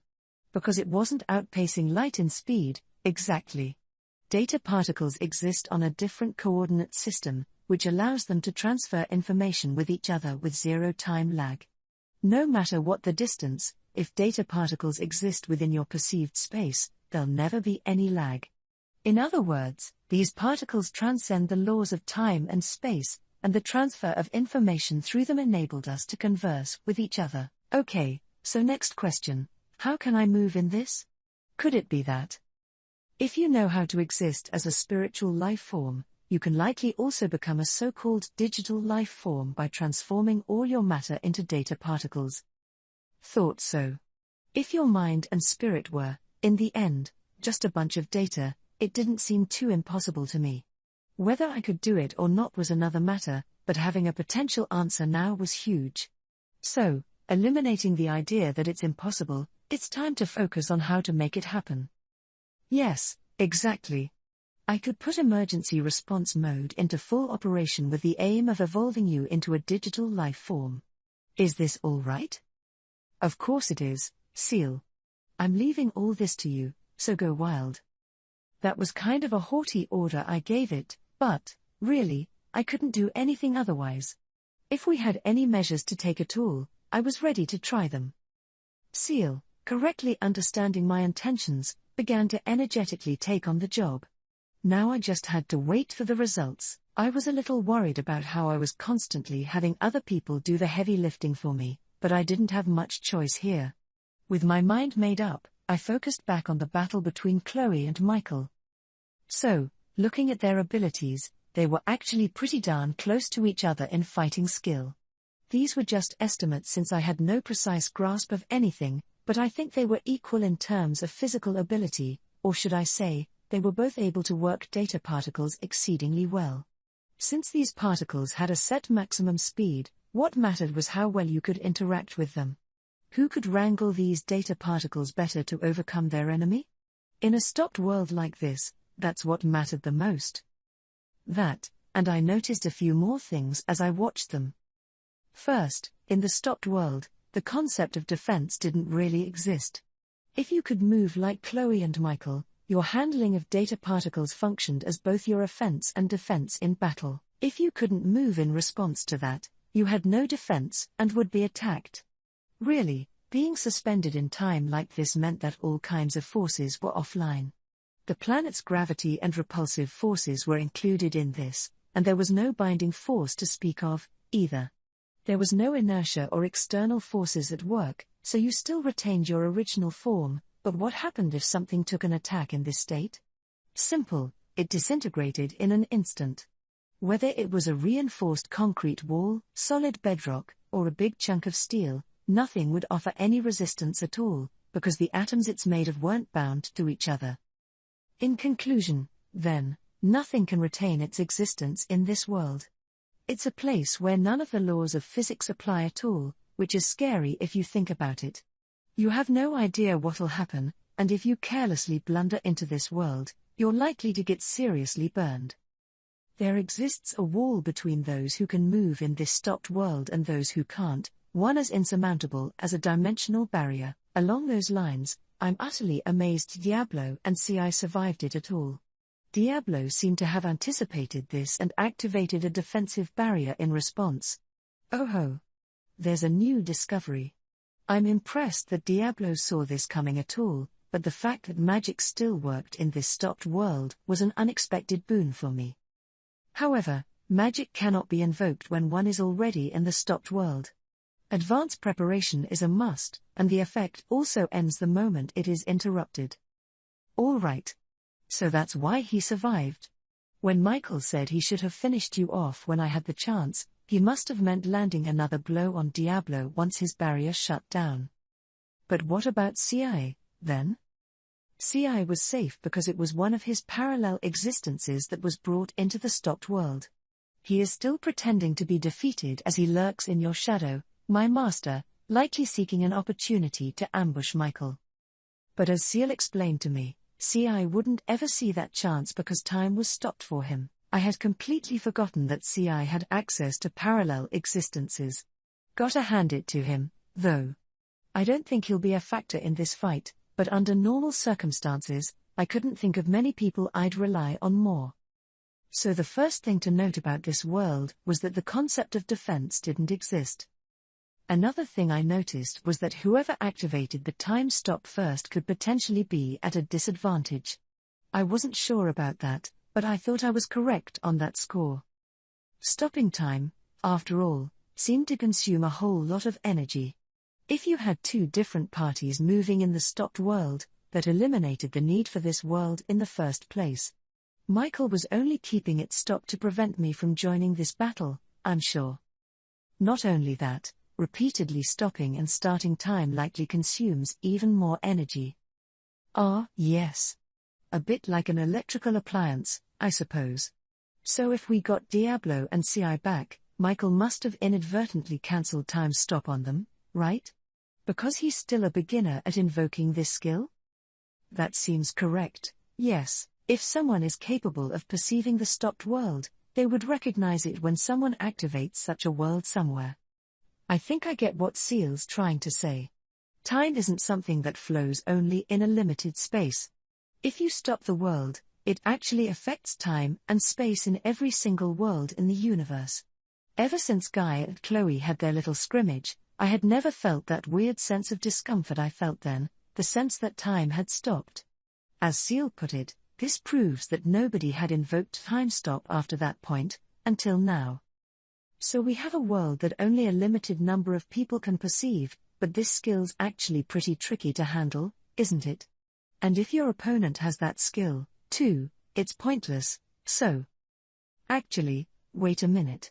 What happens if you aim for the exact moment when your sword strikes your opponent? That is what Guy and Chloe were feeling out in their battle. Oh. I hadn't picked up on it at the time, but those two were fighting on a level I couldn't even perceive, huh? And they saw it just as a warm-up, too. The more I learned about it, the scarier it got. So I needed to respond to whatever happened to me here at a moment's notice. Otherwise, I'd never be able to compete with this level of combat. I will continue my research. If you could, please.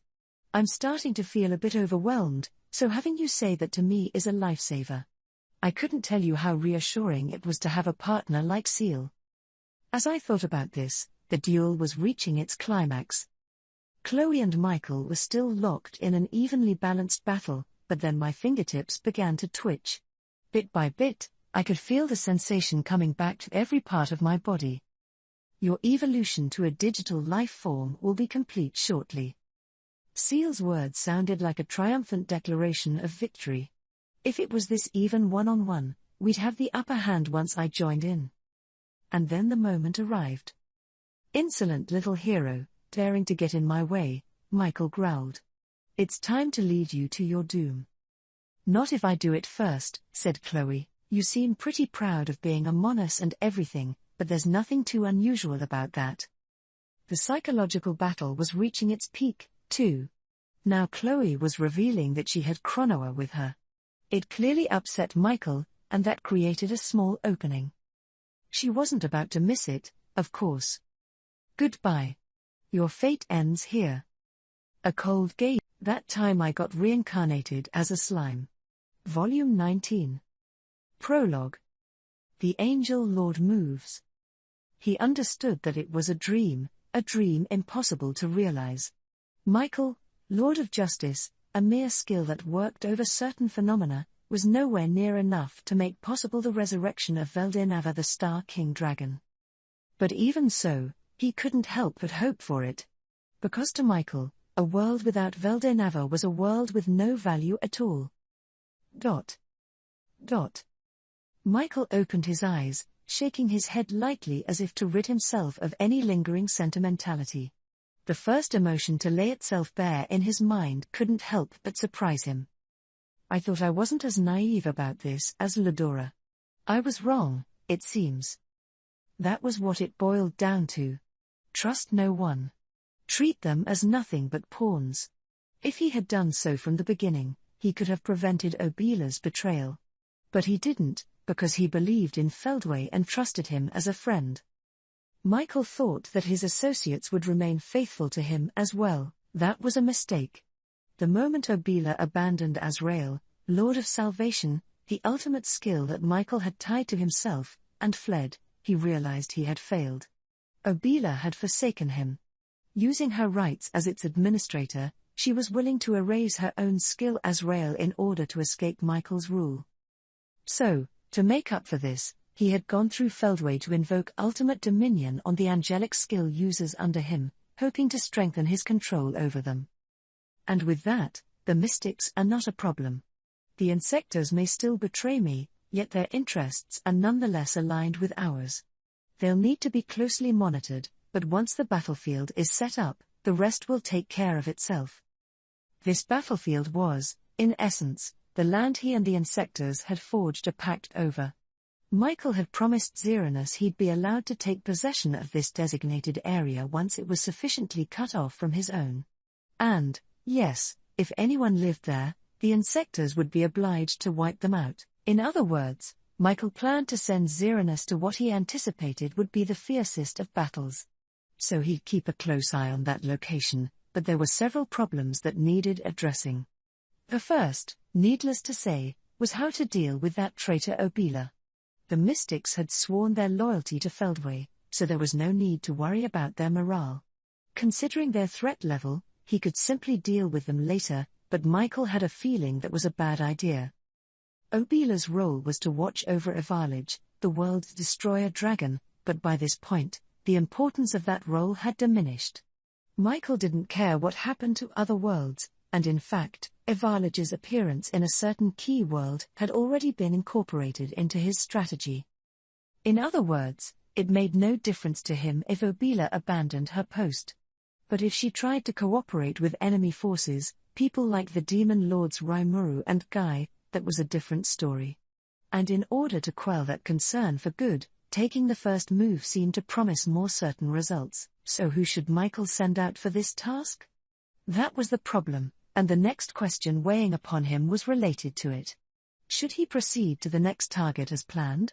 Because if he wanted to dispatch Obila, he wondered if they would need to revise the overall plan. It was far from a trivial question. Obila's army, after all, formed an entire wing of Michael's own force. Losing this strength due to his own mistake made Michael uncomfortable, another new experience for him.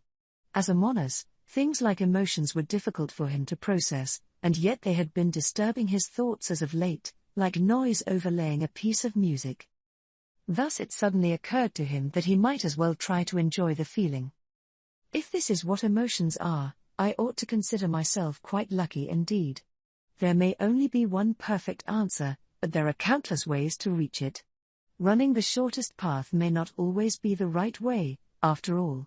It should be perfectly fine to enjoy the process, not just the destination. If he should feel emotionally disturbed whenever a problem arose, it seemed much healthier to simply take in the experience. Impatience has a way of narrowing one's vision, and anger can dull the brain's thought process. There was no point in having regrets. It was far more constructive to use that experience to avoid future failures. And if so, it led to one possible solution for his current concerns. Yes. I know. I should take down these rebels myself. If you make an error, best to compensate for it on that same day. Instead of imposing his failures on other people, he should try to atone for them as soon as possible. That would give him a calmer outlook on his next problem coming up, without having to worry about opening further wounds.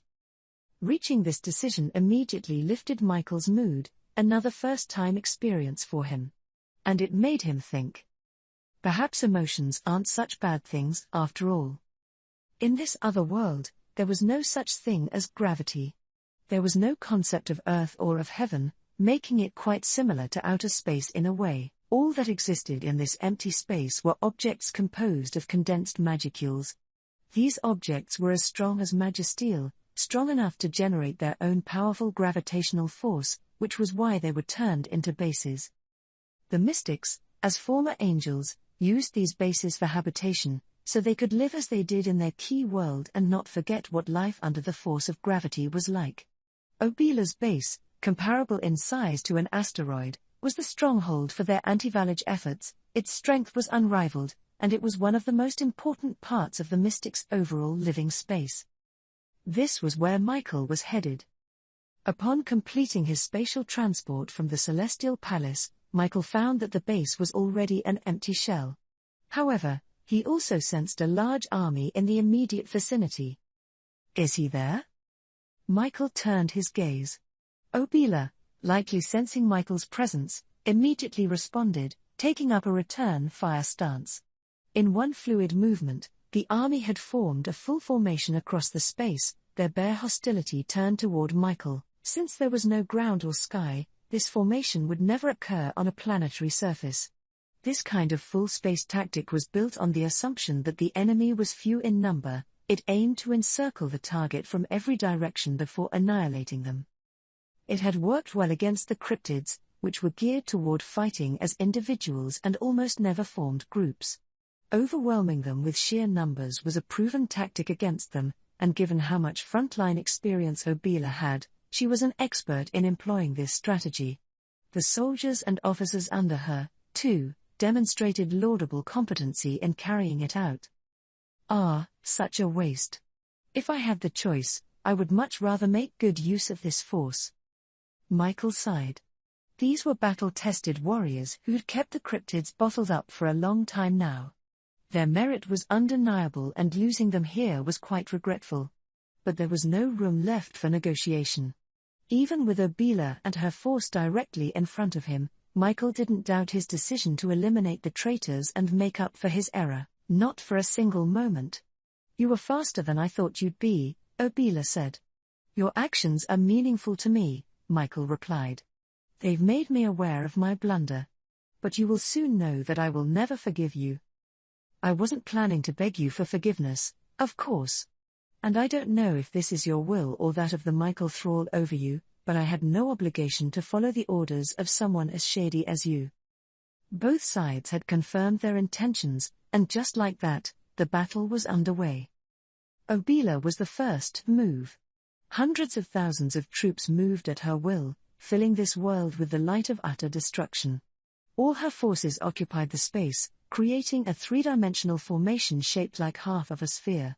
Her defensive specialists were up front, with layers of rear soldiers taking turns lobbing a constant stream of attacks. The entire dimension seemed to brim with light that focused itself on Michael from every point in the half-sphere. An army so well-trained to deal with cryptids had no problem retaining its function during an all-out attack like this. Efficiency was the watchword in this energy wave offensive, one force after another unleashing its own wave, and it was naturally unavoidable. All their concentrated fire struck Michael. He wasn't panicking, however. No matter what kind of attack it was, there was no way it'd work against Castle Guard. But then a problem arose. NGH. Is this pain? Castle Guard, which was supposed to nullify all strikes, failed to activate for some reason. The layered attack from Obila's army, and all the unthinkable amounts of energy it stored, seared Michael's body. It was a difficult turn of events for Michael to believe. Little by little, his body began to take damage. Instead of losing his cool, Michael pondered over the cause behind this. No energy is reaching Castle Guard? I see. So nobody has sworn their allegiance to me? Michael was convinced this was the reason, and his guess was correct. The naturally charismatic Ludora had a huge following of imperial subjects. Michael, on the other hand, had no one truly loyal to him. And that made sense. Very few people in the universe were even aware of Michael's existence, and those rare few already had their own masters to serve. And those masters were connected to them merely by common objectives. There was no trust involved, no oaths of fealty made. The only exception was Feldway, but that was a friendship, not sworn allegiance, and since the ultimate skill Michael, Lord of Justice, one of his own parallel existences, had been transferred to him, they were treated as essentially the same being.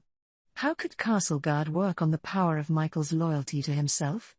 It was meaningless, but much was logically clear. I see that I knew nothing about my own skills. It can often be surprising how little people know about themselves, and Michael was just as befuddled by his own Lord of Justice skill.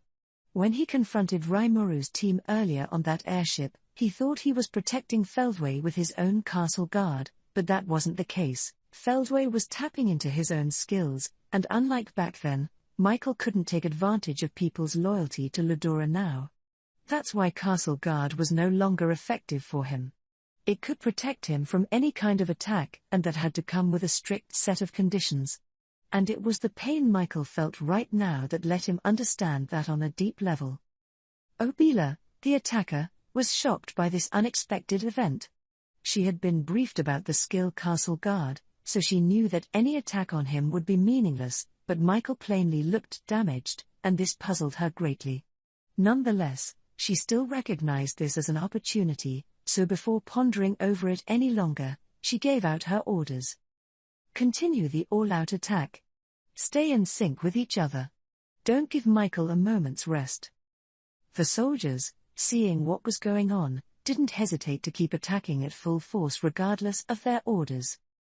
As Obila saw it, Michael's pursuit of her was to be expected. The moment she banished that angelic skill, she was prepared for the likely chance that her disloyalty would be discovered, and that some sort of action might be taken.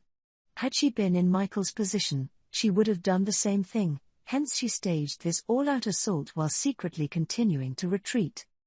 The original plan was to flee into enemy territory, the domain of the cryptids, and force Michael to engage with them instead.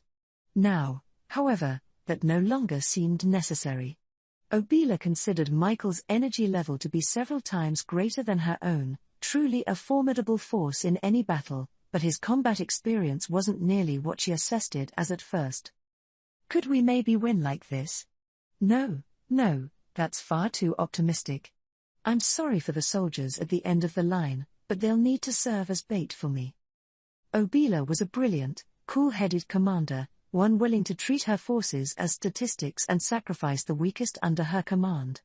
Making decisions like this, giving up a few in order to ensure the vast majority survived, was a prerequisite when commanding such a large army. She could order her soldiers to die without hesitation, and in fact, she had already chosen who would remain alive. As long as Michael wasn't making any moves, she'd just transport them out of there when the opportunity presented itself. Michael's presence, after all, allowed her to open Heaven's Gate, that gigantic portal, from the inside of the other world. With all that in mind, Obila the tactician had organized this vast escape. Oma, lead the first corps away from the front. Take them to our master, the demon Lord Milim, Obila ordered her faithful follower. Obila herself intended to stay here, giving commands until the end. The first corps was the most elite force under Obila. Omar was an excellent second-in-command, boasting outstanding skills in combat, skills further strengthened by acquiring the body of a walking dead. Omar would be an asset to the demon Lord Milim someday. It was with that level of trust that Obila gave the final order. But Omar wasn't ready to nod its approval. Upon entering that walking dead's body, it had regained the power of speech, and now it spoke fluently to her. Surely you must be joking. Only you, as a primordial, can operate the key to the gate. And there is hardly any way I could leave my master, the one I am obligated to protect in battle. A quiet smile emerged on its face. Obila's generals and soldiers shouted their agreement. Our glory is with you, my lady. Without Obila, their survival meant little. That was the unvarnished truth, the pride they all held. If Obila had access to Michael, King of Justice, the resulting castle guard would have given her the ultimate protection, powered by an unbroken command and thousands of loyal underlings, but this, alas, was only a hypothetical now. Obila was troubled. The worst possible outcome was them all dying here. At the very least, someone needed to reach Milim and tell her everything they knew, including the current situation. Should I stay, or should I leave Oma to handle the rest?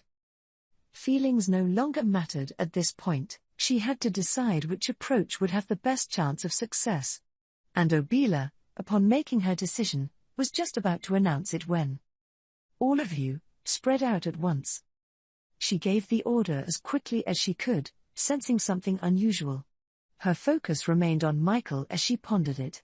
He was still under concentrated fire, and she wasn't foolish enough to allow for a gap in the battlefield. And that's why she picked up on it. Out of nowhere, Michael's energy had stopped decreasing. That meant that he was no longer taking damage, but before she could determine the cause, she sensed that Michael was starting to condense an enormous amount of energy into a single place. Before guessing what it was, she promptly gave the order. Hundreds of thousands of troops began to move in unison. The closer they were to the outer edges of the hemisphere, the quicker they operated, allowing the entire force to spread far and wide without any traffic jams. But, as if mocking all these maneuvers, Michael activated his skill, Cardinal Acceleration. The power he obtained when he captured Veilgrind was now completely his own. A great, multi-headed crimson dragon overran Obila's army, killing more than 10,000 in an instant. It was a nightmarish scene, but even so, it still could have been far worse. If Abila had picked up on it a moment later, everything would have ended all at once. Damn you. Seeing her troops be murdered like this infuriated Abila. But still she kept her cool. Analyzing this most recent attack, she used its strength to calculate the relative power between herself and Michael. Her conclusion: the gap between them was nothing short of overwhelming. It was clear that if things kept going like this, the worst possible outcome was looming, and in fact, the tens of thousands of rays of light that her force fired out during their scattering maneuvers were harmlessly deflected by the icy barrier Michael had put up. It's not only Lady Veilgrind, then. Perhaps that was Lady Velzard's power at work. The beautiful, pallid layer of ice enveloped itself thinly over Michael's body like a layer of diamonds. The lack of any atmosphere in this other world didn't matter at all. Michael's divine aura was enough to generate truly supernatural things, and the power of Velzard's snow crystal defensive wall was unmistakable. It was an absolute shield, vaunted as impervious to any kind of attack, and while it was based on natural phenomena, it could block and repel anything that bounced off it at any wavelength. Attacks driven by spiritual particles would work, but penetrating a snow crystal shield would require Velzard-level amounts of energy. Michael in his current state was, indeed, comparable to Velzard, or perhaps stronger. And that made it impossible for Abila alone to break down the snow crystal. Only a few of her soldiers could perform any sort of spiritual particle-driven attack, such as disintegration. She could have gathered up the strength of all her surviving forces to perform a disintegration, and even that wouldn't work on Michael now. Oma, I will entrust this mission to you, then, please flee at once. And tell Lady Milim.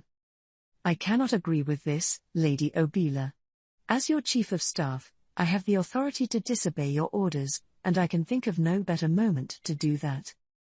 Omar was once again demonstrating its rare disapproval of Abila's command. She could sense the determination in her aide's words. There was just one thing to do. Then I leave this fight to you. Everyone, you must stake your lives on this. Obila ordered her force to die. And yet everyone under her command looked overjoyed.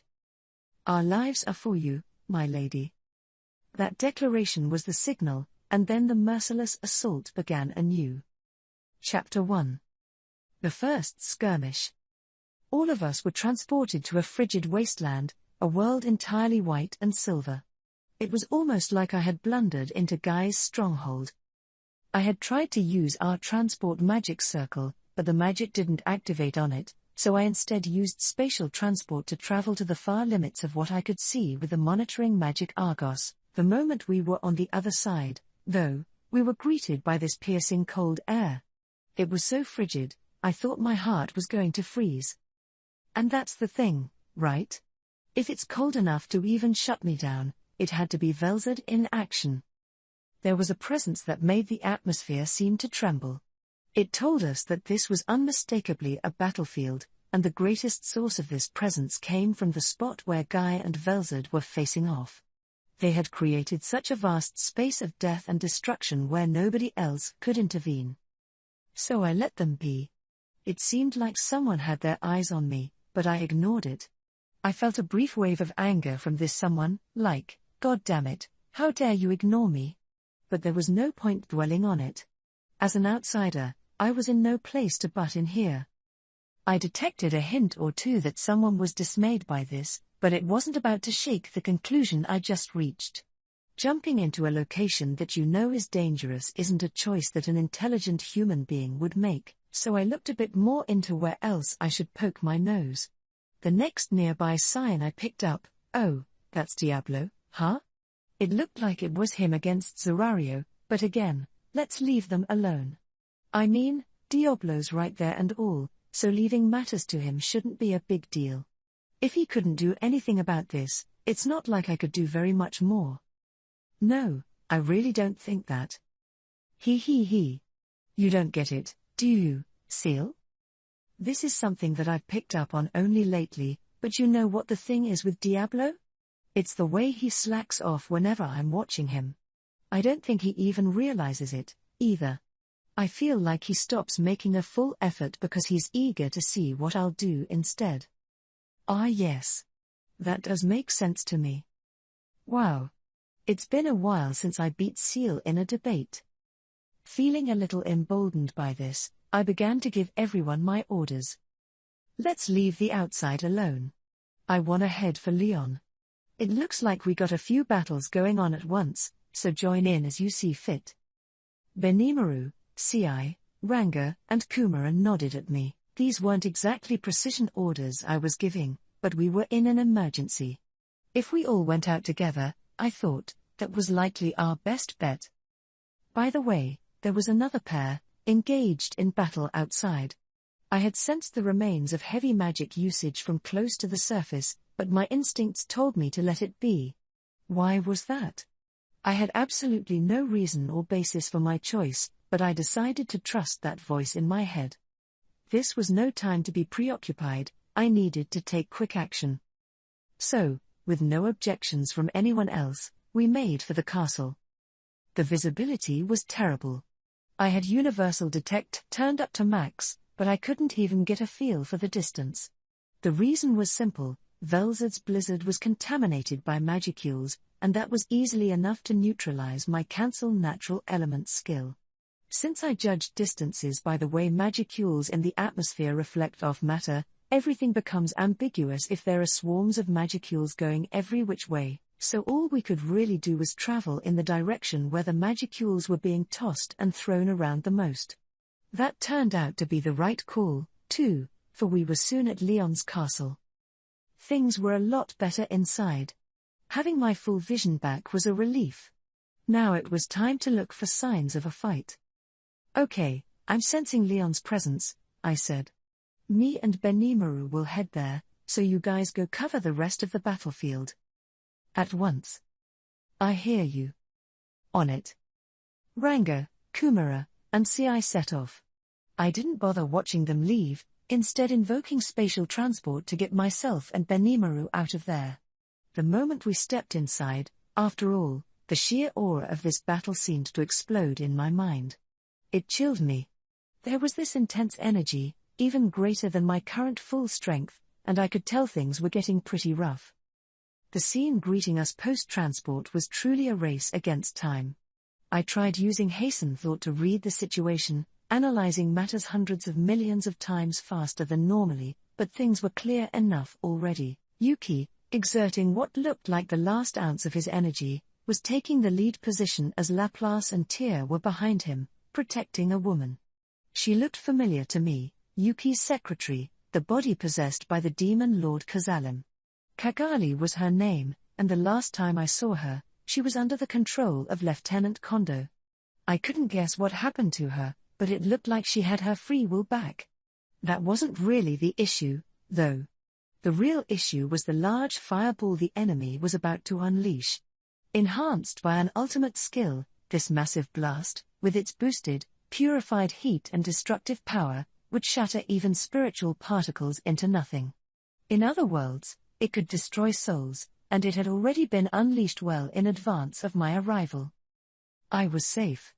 With Azathoth, god of the void, devouring this destructive force, I was well protected against any kind of projectile strike. Benimaru was naturally under Azathoth's influence as well, so no need to worry about him, either, but Yuki and the others had been directly exposed to that huge fireball, and directly hit by it, in fact. By the time we came in, they had already been taking damage. By this point, I'm just not sure. No. Perhaps, if you consumed it with Azathoth, god of the void. Okay, do it. I sent Seal the order before it could finish explaining everything, and in no time at all, it was on the move. The result, however, was a huge explosion that tore the castle apart. Yuki disappeared, swallowed in the light, and so did Laplace. The explosion was so wide in scope that it distorted space itself.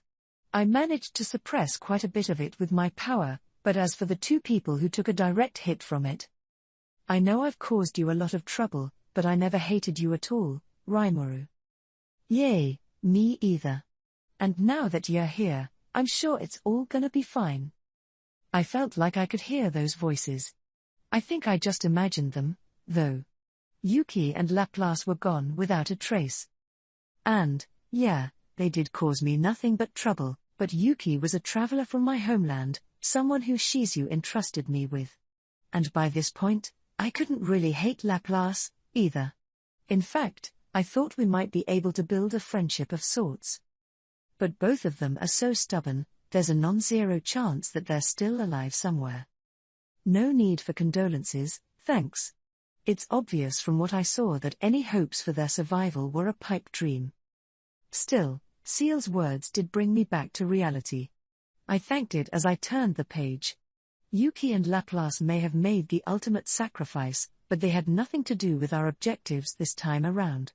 Besides, they were both about the most stubborn bastards I'd ever met in my life, so for all I knew, there really was a chance.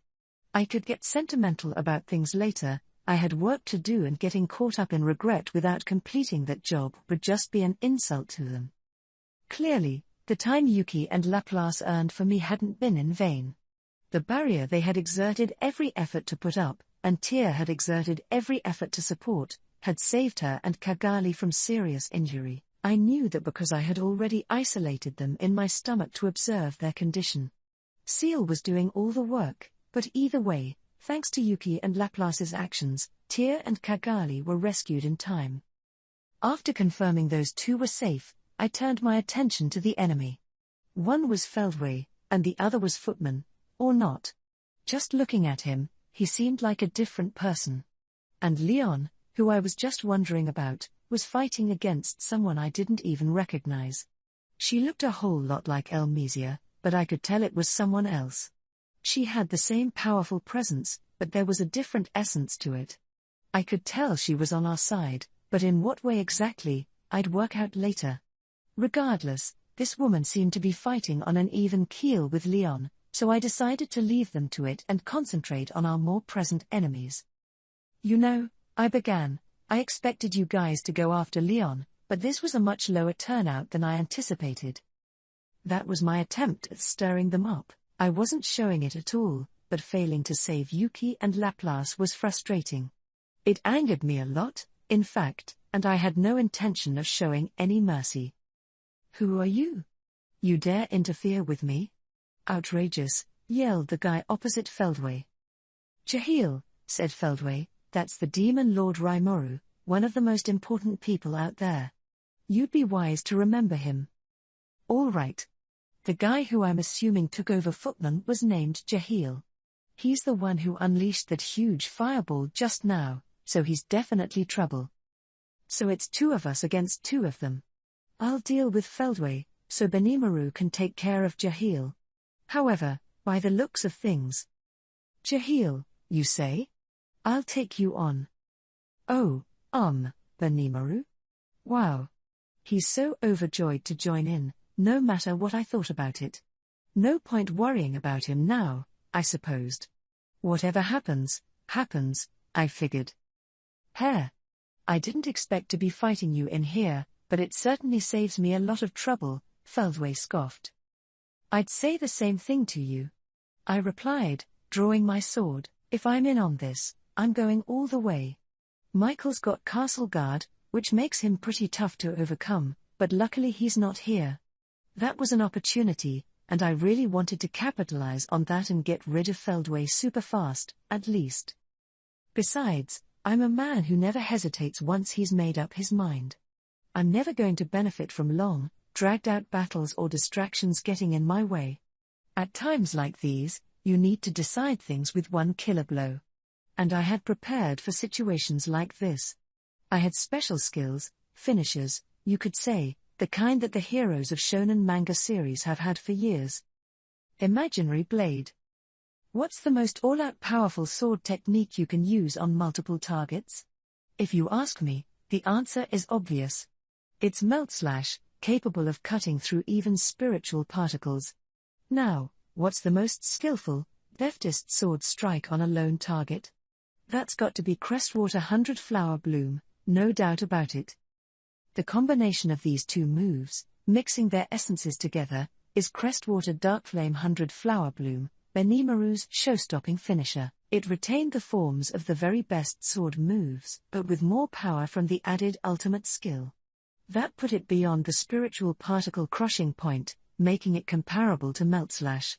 In terms of expertise and sheer might, it was clearly the best out there. And, thinking about it, I couldn't have Benimaru outdoing me. So I asked Seal to come up with a finisher more suited to my gifts, and I wasn't shy about offering it my feedback, either. I wanted it to take Void Collapse, a skill that I still didn't really understand, despite multiple explanations, and adapt it in a way that'd boost my sword powers. That was how Imaginary Blade was born. It didn't cut through spiritual particles at all, you see, instead, it ate them. That's what made it special. There was no blocking this ability that consumed spiritual particles into complex space. The only way to resist it was to dodge it entirely. Catching it with your sword ended the fight immediately, making it a literal insta-kill. My philosophy for things like this is that a finisher isn't really a finisher unless it ends the fight right there. Among my closer friends, after all, nothing ever worked on them twice. Show them a skill, and they'd take countermeasures against it. I couldn't show them my real finishers until it really, really mattered. And, of course, you could counteract Imaginary Blade with things like parallel existences, the way Veilgrind liked to, but in a battle between two high-ranked spiritual life forms, the main focus is on energy management. Whoever exhausts their opponent first is the winner, kind of. Even if you failed to truly finish with your best move, that didn't make Imaginary Blade any less dangerous. So, now that we were at this point, I wasted no time revealing that finisher of mine, so strong was my desire to finish Feldway off immediately. And yet, with the sound of what felt like the air groaning under the pressure, my sword was stopped. ? I could tell Seal was surprised. I bet it was. I was pretty damn shocked, too. I never thought the jinx you feared would be proven like this, Master. The jinx, you said? Yes. It's a common trope in shonen manga that if you break out a finisher for your first move, it'll always be blocked. PFFFT. Look at you. Making me laugh out loud when things are this serious. And yes, I said that, all right. I know I did. But, come on, did you ever expect this? Phew. Okay, let's move on. Stuff happens. It was just such a joke, how easily my blade was stopped, that it threw me a tiny little bit. I got my head back into gear and focused my attention on Feldway. Seal, always one step ahead of me, had begun investigating why the attack had been blocked. It'd be useless to attack until I got the results from that, but I still had to pretend that this didn't faze me at all. I decided to converse with Feldway a little bit, bluffing all the way. Wow. Nice job blocking that, I said. I slashed at him, pretending that I wasn't disturbed at all. I thought he'd ignore me, but surprisingly, he didn't. I knew you had gained Noir's good graces, so I wondered how powerful you were, but you don't seem to be any threat at all. He knows how to press my buttons, doesn't he? I don't care if he compares me to Diablo or whatever, but here he is, not giving a damn about this great new finisher I came up with. No, this is too unnatural. Anyone else would feel threatened. The only person I could imagine reacting that way was Michael, protected by Castle Guard. Yeah, you say that, but it didn't work one single bit, dude. I wasn't even sure Abyss Annihilation, which I saw Carrera bust out in the labyrinth, would even work. It was looking like Feldway was fighting with a god-class sword, too, and if Imaginary Blade didn't work, maybe some kind of divine force was in place. Meltslash, being on a lower level, was unlikely to fare any better against him. So I thought about just slashing him up, all normal swordfight style, but that wasn't a walk in the park, either. Feldway was strong in the regular sense, too, something I could sense just crossing swords with him like this. Looking purely at his swordsmanship alone, he's just as good as me, or better. I bet he'd give Benimaru a pretty even match. I'm a pseudo-true dragon myself now, which has greatly enhanced my physical abilities. Movement-wise, I was capable of several times what I could do before, and that wasn't a metaphor at all. I also thought my training made me a better swordsman by now, but nothing worked on Feldway. I was still holding up all right, thanks to a few cheats I was resorting to, and I could always ask Seal to take my place in an emergency. But in a fair and square fight, I was beginning to feel like I had no chance. That suggested a need to shift to magic attacks, something you can't deflect with a sword, but any large-scale magic would cause untold damage to Leon's kingdom. Any spell I cast needed to be sized for just one person. Abyss Annihilation, like I just mentioned, was destructive enough to affect the very future of this planet, so it was pretty much off the table to start with. I bring it up because it's one of the strongest skills out there in terms of sheer power, but I really couldn't think of anything stronger than that which targets individuals. Disintegration could compare to it, albeit barely, but otherwise the writing was on the wall. Nuclear cannon and other handy single-target nuclear magic couldn't hold a candle to disintegration anyway. And I could enhance any strike with an ultimate skill of mine, but if my opponent had an ultimate, too, he could deal with that. Really, I wasn't sure I had anything against this guy. If there's any silver lining, it's how Feldway was taking a wait-and-see approach with me. If he tried going on the counterattack, I'd be stretched to the limit. For now, the best course of action seemed to be chatting him up and looking for some kind of breakthrough. So I kept speaking, just so he wouldn't realize how irritated I was getting. I'm a harmless slime, after all. No wonder you don't see me as a threat. Hare. Still looking to talk to me? Now I think it's clear why he's serving you. I'm not exactly glad to hear that. No? Well, you're a thorn in my side, so I don't have any reason to butter you up. If you're starting to resent this, that's fine by me. I expected him to shut me down, but he was oddly open to conversation. It made this all the more disappointing. If he wasn't willing to talk at all, I could whip his ass without any regrets, but I'm still looking for an effective approach for the moment, so it's not like I can really lord it over him anyway. But now I'm wondering a bit. Why isn't Feldway trying to fight back at all? That's helpful for me, really, but at this rate, we're gonna cycle through the same basic moves until the end of time. I'm using Void Collapse, but that's an absorption-type skill, not one I release myself, so it's not really tiring me out much. The same was true for Feldway, however, as he hadn't taken any damage yet. It felt like he was using some skill to shore up his defense, but parrying everything I threw at him like this was keeping him from being gassed too much. One approach I could take was to bust out some kind of sword move that even Feldway couldn't catch. And, in fact, I did have one more real hidden trick left in my bag, something new I developed based on Benimaru's and Carrera's 100-Flower Bloom. It's a super finisher move, one that I can't even fully use without Seal's full support. That meant it was beyond what I could bust out on my own, so I hesitated to use it, since it seemed like such a cheat. But I couldn't whine about that now, so I was thinking about whipping it out if the opportunity presented itself. But I just couldn't picture it working, somehow. It was kind of eerie. And Seal seemed to agree, too. So for now, job one was to figure out Feldway's secret. It meant we were just going through the motions in this fight for now, but on the other hand, it gave me a chance to calm down and check out our overall situation. I was worried about everyone else's safety, so, while keeping a close eye on Feldway, I turned my attention to my friends. Benimaru was a concern of mine. His opponent was clearly superior, so I tried using Universal Detect so I could watch them without turning my eyes toward him. Oh?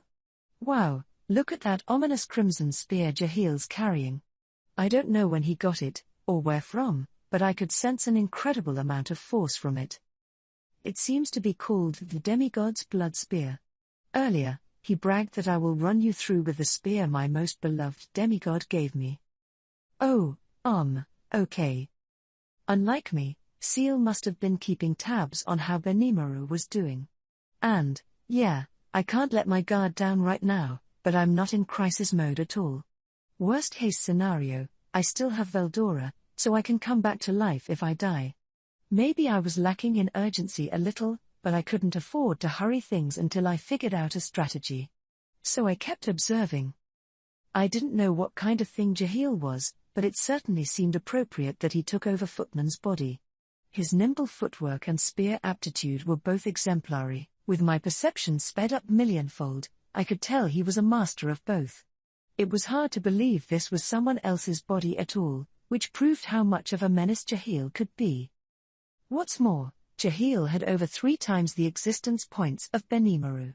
And, unbelievably enough, that weapon, the demigod's blood spear, was estimated to have at least 10 million EP. What a cheat weapon that is. We were outside of Ramirez's labyrinth, so I couldn't give exact figures, but between weapon and owner, we're talking over 4 times what Benimaru would rate. Benimaru was a much more skilled fighter, but that's the only reason this was still a match at all, and without his shimmering haze skill, he would have been beaten long ago. That's how much trouble that bum Jahil was. And if all that was true, I really wanted to go pitch in a little bit. But the truth was that I just didn't have the free time right now, so I had no choice but to count on Benimaru to keep up the good work. As for the other group, well, they too were at a strategic stalemate. The mysterious Elmesia clone who was taking on Leon at the moment, I assumed she was related to the Emperor in some way, was as good as an awakened demon lord. Maybe better, actually. She seemed to possess an ultimate skill, and that let her keep up with every step Leon took. She and Leon have very similar fighting styles. One could conjecture that they are teacher and student, perhaps. I didn't pick up on that because they're using different weapon types, but now that Seal mentions it, they are almost exactly alike. Maybe this woman was Leon's military instructor or something. That, and the way Seal put it, their ultimate skills were from the same lineage. They must have been reading each other's moves, which was why they fell into a stalemate at the moment. I didn't see this getting resolved anytime soon, no. We couldn't expect any outside help, either, but at least we didn't think reinforcements were a necessity quite yet. Rimuru, right? If you have the time to observe us, I wouldn't mind a little help here, you know. Oh. Wow, she's pretty perceptive. Guess she noticed me staring right at her. I wasn't exactly free, either, but I admittedly was watching her every move, so I was finding it hard to say no to her. Instead, I decided to be frank. Sorry. I'm at an impasse here, too, but I couldn't help but peek at you. Huh? You're that preoccupied and you still just stared at me. What kind of person would do that? Elle told me you had no common sense, but you really need to quit with that, got it? She was absolutely right, of course. I didn't think she was onto me, but, yeah, getting distracted like that during battle wasn't the smoothest of moves. I'd like to take your comments back to my home office and give them the consideration they deserve, yes. Doesn't sound like you want to do anything at all, but okay. So you think you can win? Boy, is she sharp. I was trying to make a joke, but she saw right through me. Yikes. Better get serious pretty soon. Now Feldway's staring at me with this crazy look on his face. For now, I replied, steeling myself for a counterattack from him at any moment. It's not looking good. I don't see any gap to exploit at all. Feldway snickered at this, suddenly joining our little back and forth. Hare. First you turn away from me in battle, and now we're exchanging casual banter? Very impressive.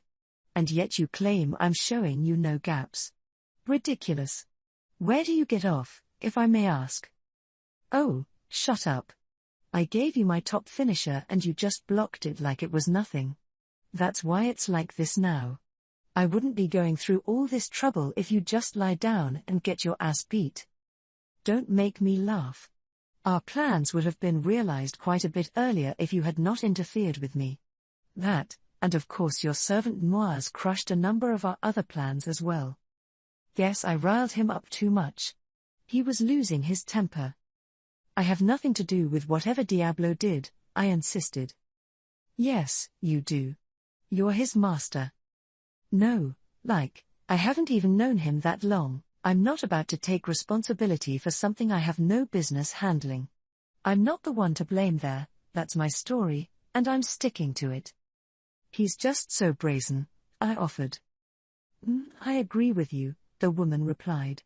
And by the way, I'm a little awed at how you can act so relaxed in this situation. Something told me she didn't mean that as a compliment. Why wasn't she concentrating on Leon, then? I wanted to ask, but it'd be shaking the hornet's nest too much. Who are you, by the way? Oh, me? I'm Elle's mom. Call me Sylvia. Rather surprising self-intro there. I mean, I know elves have long lifespans, so maybe this is perfectly reasonable to see, but not only is she basically Elmesia's identical twin, she's her mom, too. I still retained enough of my common sense from my previous life that this felt incredibly weird. I stole another peek at her. She was engaged in close combat, so close that I didn't think she'd be relaxed enough to chat. It was almost like everything was choreographed down to the last millimeter, Leon and Sylvia dodging each other's strikes by a hair's breadth and leaping straight into the counterattack. If she had the capacity for banter under these circumstances, she must have had a whole lot of guts. So you think you can handle Leon? You're his teacher, aren't you? I asked. Oh, you could tell. Well, I won't deny that, but I'm not sure handling him is on the table right now, no. In fact, let me be honest with you, I didn't expect Leon to be this good. She was presenting this like it was a joke, but I think she meant everything she said.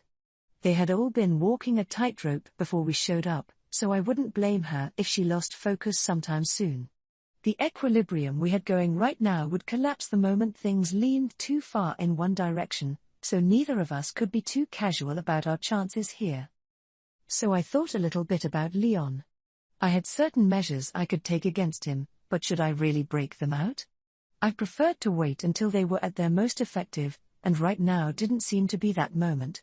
We were in a tough situation, but we were still maintaining that equilibrium. Try to push it, and I might wind up exposing myself to danger. Resolving to keep an eye on Leon, I suddenly heard Benimaru lodging his own complaints at me. So Rimuru, I can clearly tell you're quite relaxed right now, but I'm in deep over here. It was rare to hear Benimaru whine like this. I couldn't blame him, though. That fourfold difference was no joke. Deep.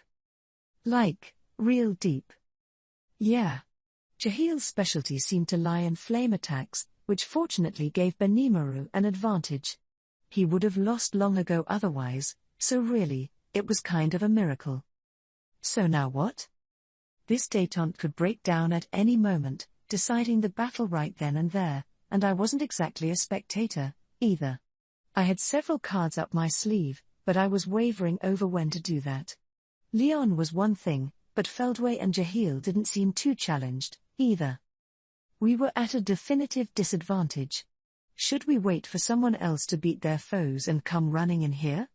Or should I perform a demon summoning, one of those aces up my sleeve, and call Testarossa or someone over, maybe? But my foes could do the same thing, right? Then it'd really turn into a quagmire. It honestly did seem like the best choice was to wait a bit longer and see how things worked out. All right, Benimaru, hold out for just a bit longer.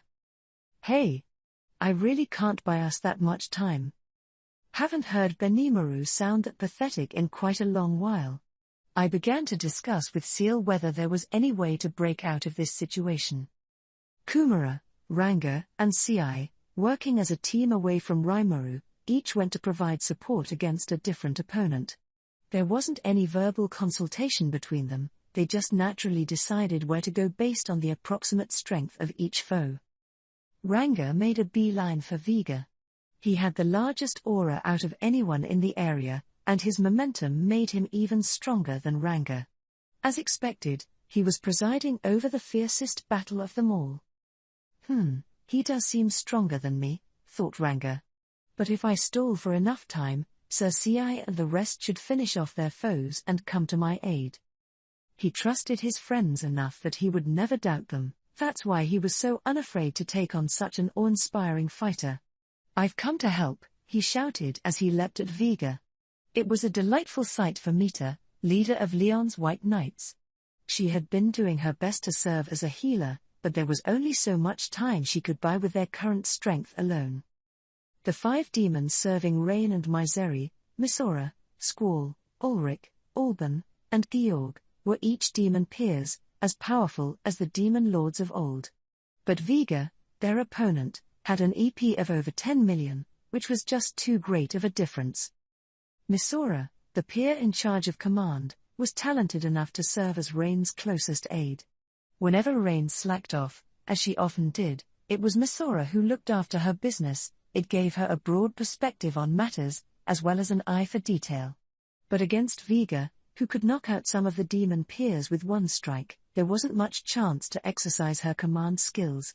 The front line still hadn't collapsed, though, thanks to her concerted effort and Mita's frantic healing support. These 5 demons, usually proud and individualistic types, were keeping this line going thanks to their showing unusual teamwork against adversity, that, and a few illusory magic-driven tricks. But once Ulrich and Alban were both felled at the same time, the burden on the survivors increased exponentially. Mita could no longer keep up with the healing demand, and the team was just about to be wiped out. This was the critical moment when Ranga joined in. "Who's this little puppy dog? Get the hell out of my way." Viga was in a state of bliss. He had obtained seemingly infinite power, which convinced him that he was invincible. The addition of a single monster didn't seem like any threat at all to him. But that was a mistake. Ranga had less than half Viga's EP, but his combat experience could never be underestimated. A constant presence in Raimuru's shadow, he had now borne witness to all kinds of different battles, and that allowed Ranga to rapidly adapt to whatever enemy he faced. A strategic victory this time meant getting through the battle without suffering any casualties, and now that he understood this, it made his own role in this fight clear as day. "Use me as a shield as you rebuild your positions," Ranga said, tail wagging. "Reinforcements will arrive. My master would never be defeated." That told the demons what they needed to know. Raimuru was here, and Misora, understanding Ranga's intentions, quickly worked out their next move. "I will take you up on that offer. Lady Mita, focus your efforts on Sir Ranga, please." With that quick change of tactics, the battle now featured Ranga as the key player. From this point on, Viga's unbeaten streak of sorts came to an end. Ranga, whom he had dismissed as someone well below his caliber, performed far beyond expectations. Without any conscious thought, Viga attempted to eliminate him. He wasn't even afraid to tap into his ultimate skill Azdahak, Lord of Dark Dragons, so intent was he on subduing Ranga with pure power. Azdahak, the ultimate skill, was a power acquired from the way Viga lived his life. He had inherited the blood of a magical inquisitor, one of the triumphant results of the Rotso family's research, and that gave him both monster and human properties. Part of the former included the ability to heal even serious injuries as long as he was fed. Yuki had later performed certain modifications to his body to turn him into a sort of imitation slime, or proto-slime, but that was a closely guarded secret. Thanks to that, Viga's body was an aggregate of microscopic particles known as magi bacteria. His body could regenerate.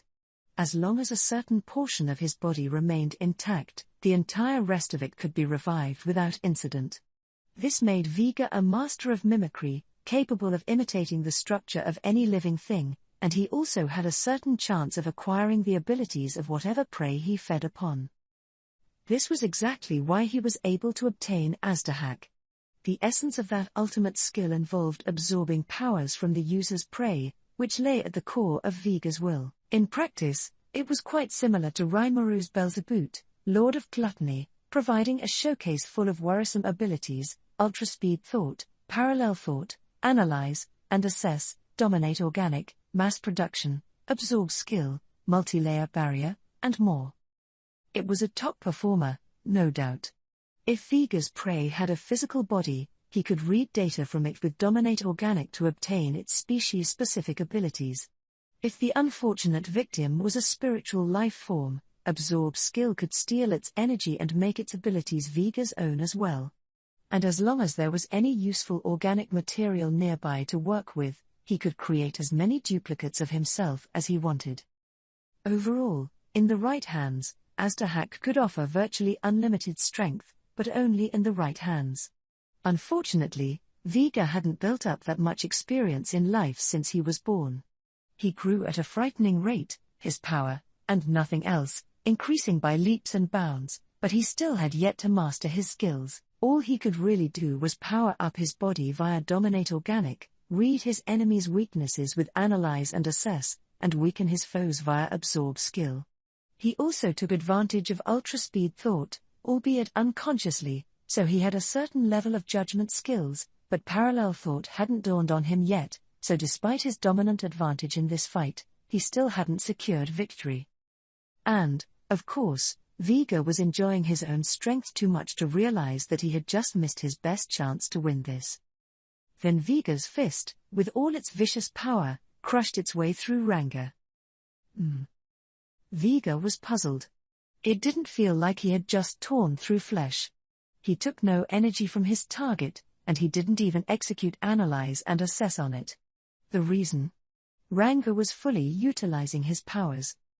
The ultimate skill Hasta, Lord of Starwind, allowed the user to transform themselves into a fearsome magical wind that contaminated everything it touched.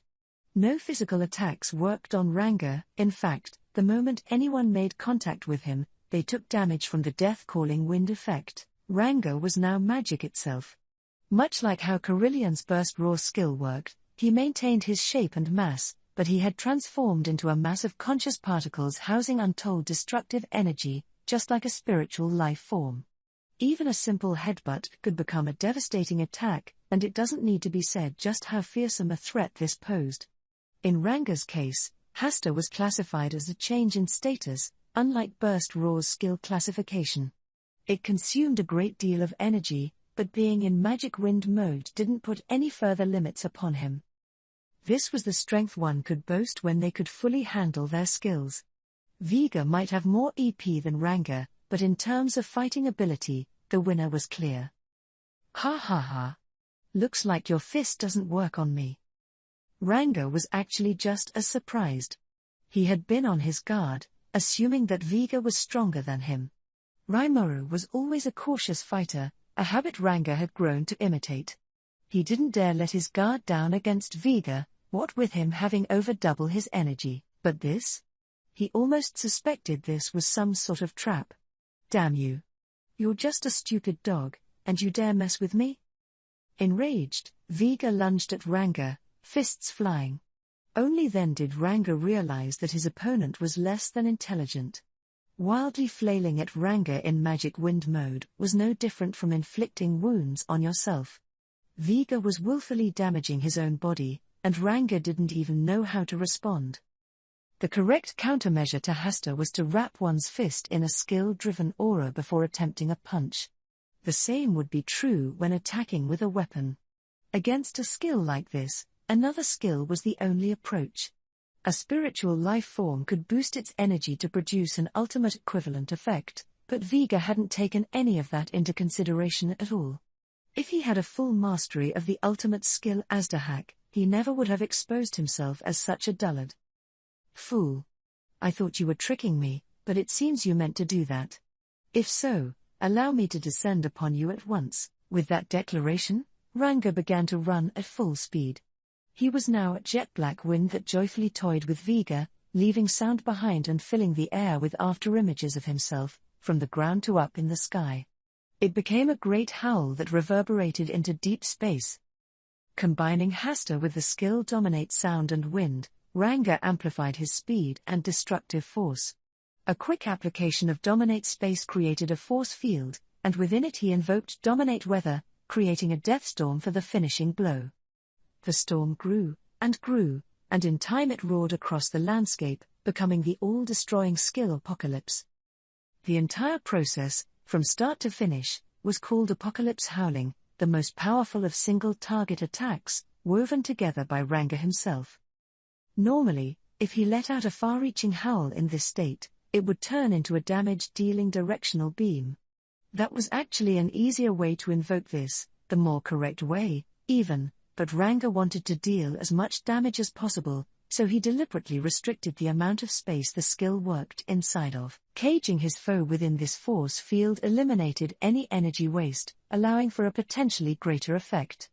Vega had taken a direct hit from all this, but he was still alive, shockingly enough. He didn't have a firm grip on Azdahak, but the ultimate skill had already embedded itself deep into his subconscious. That, and Vega was nothing if not obsessively stubborn. He was far from unharmed, but dominate organic and mass production let him regenerate his body just in time before he ceased to exist. His gigantic magicule count wasn't just for show, in other words. So he took a deep breath and roared with all his might. Damn it! Damn it! Damn it! Then he glared intently at Ranga. Taking a deep breath to calm himself, he spoke again. Tisk. It's been one fight after another. I guess I'm getting tired, too. We'll call it a draw for today, so you better watch out next time we meet. See you. Vega's cowardice was the reason why he was so good at detecting danger, if nothing else. Realizing the tide was turning against him, he promptly made the decision to flee. Ranga had no objection to that. Vega outclassed him in EP, and indeed, he had just withstood Ranga's most powerful of moves. If that blow didn't finish him off, Ranga knew there was no way he could ever defeat Vega. There was no need to push this any further. Their tactical mission was to stall for time, and if he forced Vega to retreat, he couldn't ask for a much better result. Thus Ranga's decision not to further engage Vega was a tactically sound one, and so the fiercest of the current battlegrounds finally simmered down. Ranga's allies were naturally overjoyed to receive this support, but Misora had other ideas. Ranga, that demon wolf. He was the demon Lord Raimuru's pet, wasn't he? How did he ever get that powerful? It almost seemed unfair. Misora had a rough idea of how much energy Vega and Ranga boasted. Anyone at his level of strength needed to keenly judge his foes if he wanted to survive another day. As Misora saw it, Ranga was hardly a pushover, but Vega was still a more formidable opponent, and yet Ranga dominated him. Misora was still busy reworking her tactics on the supposition that Ranga would shield them, but this seemed incredibly anticlimactic. Misora was reminded of what her boss told her once: "You'll always find more amazing things than yourself, Misora. Just look at Sir Raimuru, and I think you'll know how I feel." Oh. They say a pet can tell you a lot about their owner. I never doubted Lady Rain's words, but now I understand them from the heart. The other 4 demon peers nodded their agreement. Meanwhile Mita, the White Knight, was stunned. She was almost out of magic, but she assumed she'd play some part in this fight. I love dogs, she thought, trying to escape this reality. I always wanted to have one. If they'll do this much for their master, I'm marching right down to the pet shop after this is over. This was just too much to attempt parsing at the moment. Pet shops in this world, by the way, didn't sell little lapdogs or the like. They dealt in animals, and monsters, that had undergone professional training and would literally fight to the death for their master. This made them rather expensive investments, although that didn't deter Mita. She would go on to name the forest wolf she later purchased Ranga too, but that's another story. Fran, leader of the Red Knights, and Kizona, who headed the Yellow Knights, were struggling against Aulia. Struggling, in fact, didn't begin to describe it. If Aulia seriously intended to kill them both, victory would have been decided at that very moment. "NGH, she's too much," Fran muttered, biting her lip.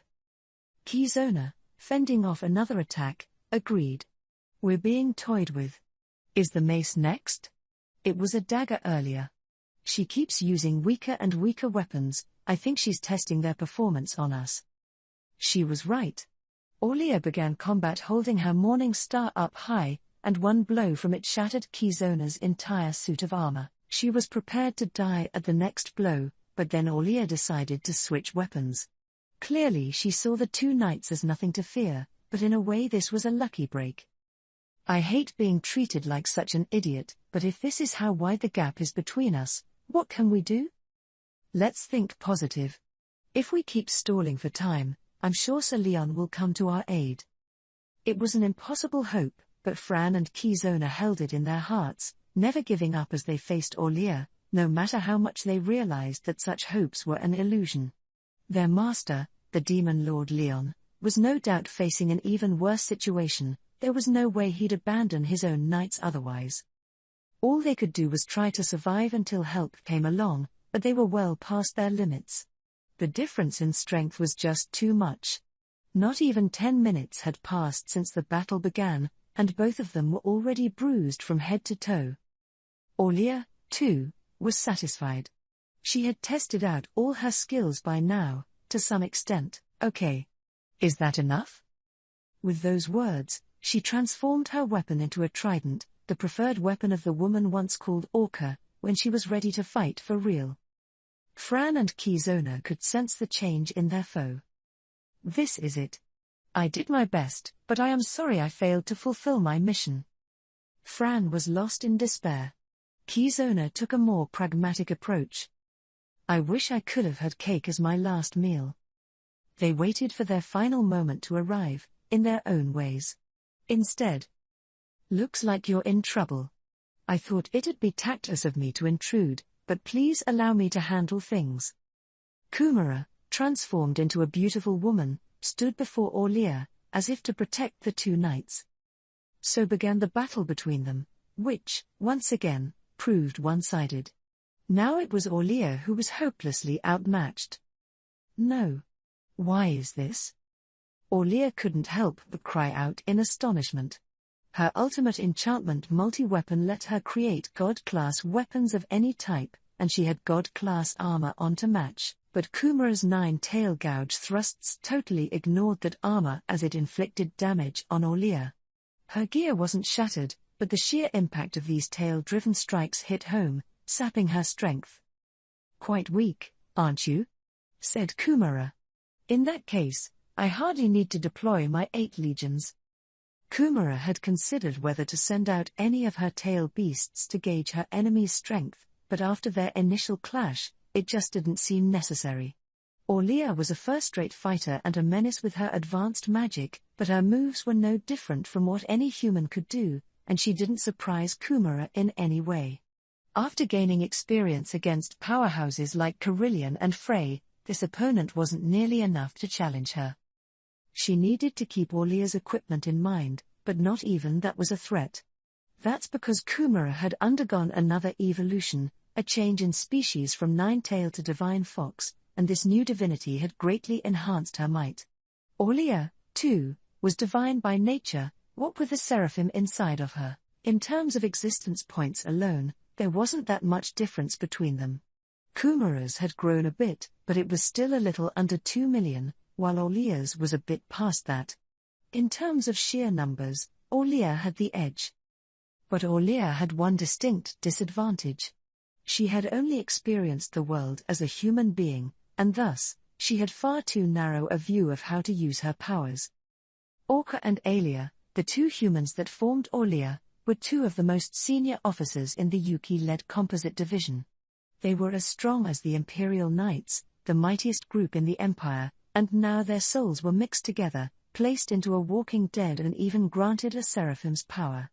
Alternative, the ultimate enchantment Michael granted her, had even turned into multi-weapon, reassuring her that no one on this planet could defeat her. Her experiments with Fran and Kizona seemed to confirm this, too, giving her even more confidence. The weapons her skill created were just as good as any God-class item in existence. The way Fran and Kizona's attacks completely failed to work on her was proof enough of that. They couldn't even touch her body, her God-class armor completely repelled them, and one swing from her weapon shattered her foe's gear. Aulia had accumulated too much confidence in her power. And now it was making her struggle against the reality she faced. Don't you dare mess with me. I'm about to get real serious. The experimentation was over. Aulia swung her trident with all the skill in her possession. Transforming the magic Arya excelled at into lightning, she wrapped it around the spear Orca once swung with such sharpness. Even Kumara would have to be fatally wounded by it, but her 9 tails, covered in an aura of divine energy, independently moved to block the trident. By this point, the difference in actual ability was abundantly clear to anyone. Just as people with similar bodies can boast differing levels of strength, there was a clear gap here, like a martial artist tackling an amateur street fighter, or even wider than that. Even Fran and Kizona, helplessly watching the fight between these two great powers, could see the difference. Wow. Hey, is that girl serving the demon Lord Rimuru, too? I don't know, but she's certainly on our side, I think. How to put it? I sure don't want to get on her bad side. I mean, here's this girl we don't know at all, and she's destroying her. Don't say it. I know exactly what you mean already. They were smitten with Kumara's heroic figure. She was just standing there, in all her bewitching beauty, not even taking a step. Once you knew the truth behind her, there was no point debating who was the stronger fighter at all. Now, Kumara said, her smile widening, are you ready? I can't accept this. I'll never accept this. We have the greatest power there is. The power we need to serve the Almighty Michael. You do, huh? But it doesn't work on me, she mercilessly told the agitated Aulia. This much was proven fact, but the insult was enough to enrage Aulia further. Don't give me that crap. I am Aulia, ready to destroy the enemies of Lord Michael. She staked her pride in this final stand, giving Kumara all she had. But it was nothing short of thoughtless. A suicide attack with no plan behind it had no meaning against Kumara. One tail whacked the spear out of her hand, another four caught each of her limbs, and with the dull sound of snapping joints, Aulia met what must have felt like a cruel end. My name is Kumara, Kumara the Chimera Lord. And may you take this memory with you to the afterlife. It was perhaps a bit late for Kumara to announce her name as she smashed her tails against the inert Aulia over and over again. Arius had the ultimate enchantment Sandalphone, Lord of Judgment, and he used it well. It was overpowering Oxion of the Blue Knights, who fought alongside Misery's chief officer Khan. The one-handed sword Arius carried was god class as well, on loan from Aulia. He had earned the kind of strength he never could have imagined as a human being, and it made his sword more lethal by the moment. That was why Arius had put off killing them. These two lower-ranked fighters were the perfect playmates for testing his power again. Both he and Aulia knew that bullying the weak was far from praiseworthy behavior. Unlike Vega, they still had their common sense, and they wouldn't engage in personal affairs like this during a mission. But this was different. Their shared thought was that if they didn't test their newfound powers, things far different from what they had before, it'd only hinder them in future battles. Learning what they could do, and how far they could push themselves, was necessary for any first-class warrior. He therefore saw it as perfectly valid to have a bit of playtime here. Oxion and Khan, of course, could see right through his intentions. It was a humiliating ordeal for these two proud men, but this time, it was also rather convenient. Their goal here was to buy time, a tall order given their abilities, so even though they knew this was just a cruel experiment, they had no choice but to face Arius with all their might. But while Oxion still had his wits with him, Khan, the ancient great demon that he was boiling like hot lava on the inside. I will kill him. This must never stand. As the first to ever serve Misery, Khan was normally a calm, collected man. But he didn't have Misora's level of patience. He was always in awe of his colleagues, wondering how they could ever endure all the hardships Lady Rain gave them. Being subjected to this level of humiliation had pushed his anger to its peak. However, there was a merciless wall between him and Arius. In terms of battle competence, there wasn't much difference. In fact, Oxion and Khan were probably superior to him. But Arius had several times the EP of either of them, all but guaranteeing this would be a one-sided battle. Even worse, Arius had the fearsome Sandalphone. A god-class weapon was one thing, but they had nothing to offer against an ultimate-class skill. The fight hadn't lasted for long, although it seemed eternally painful to the participants, but it would be over soon. The look on Arius's face had changed. He sensed something. Heh. Well, that ought to be enough. You guys were pretty strong, too, huh? I had a lot of fun, so I'll just kill you instead of causing you any more pain. He probably thought it was time to call it a day after all that testing. Oxion took him at his word. There was nothing he could do now. Sir Leon will have to find a way. I'll have to apologize in the afterlife for failing in my mission. Khan, too, was etching his anger into his very soul. Even if I die here, I will never forget my grudge. I will remember your name, Arius, and when I am resurrected, I will kill you. For a demon, death is merely a status change. As long as their heart core was intact, they could be resurrected over the course of several years. It could take a few centuries if they were damaged that badly, but even then, they'd always come back to life. Thus Khan swore his revenge, confident he'd be able to act on it someday. Damaging a heart core required spiritual particle-level interference. Without destroying them with disintegration or the like, no one could touch the corresponding data particles. Arius had sandalphone, so if he was aware of this fact, he could have crushed both their heart cores, but Khan wasn't too worried about that. Arius's swordsmanship, physical strength, skills, and everything else were all top-notch. That much was no exaggeration, but his spirit hadn't deviated from that of a normal human being.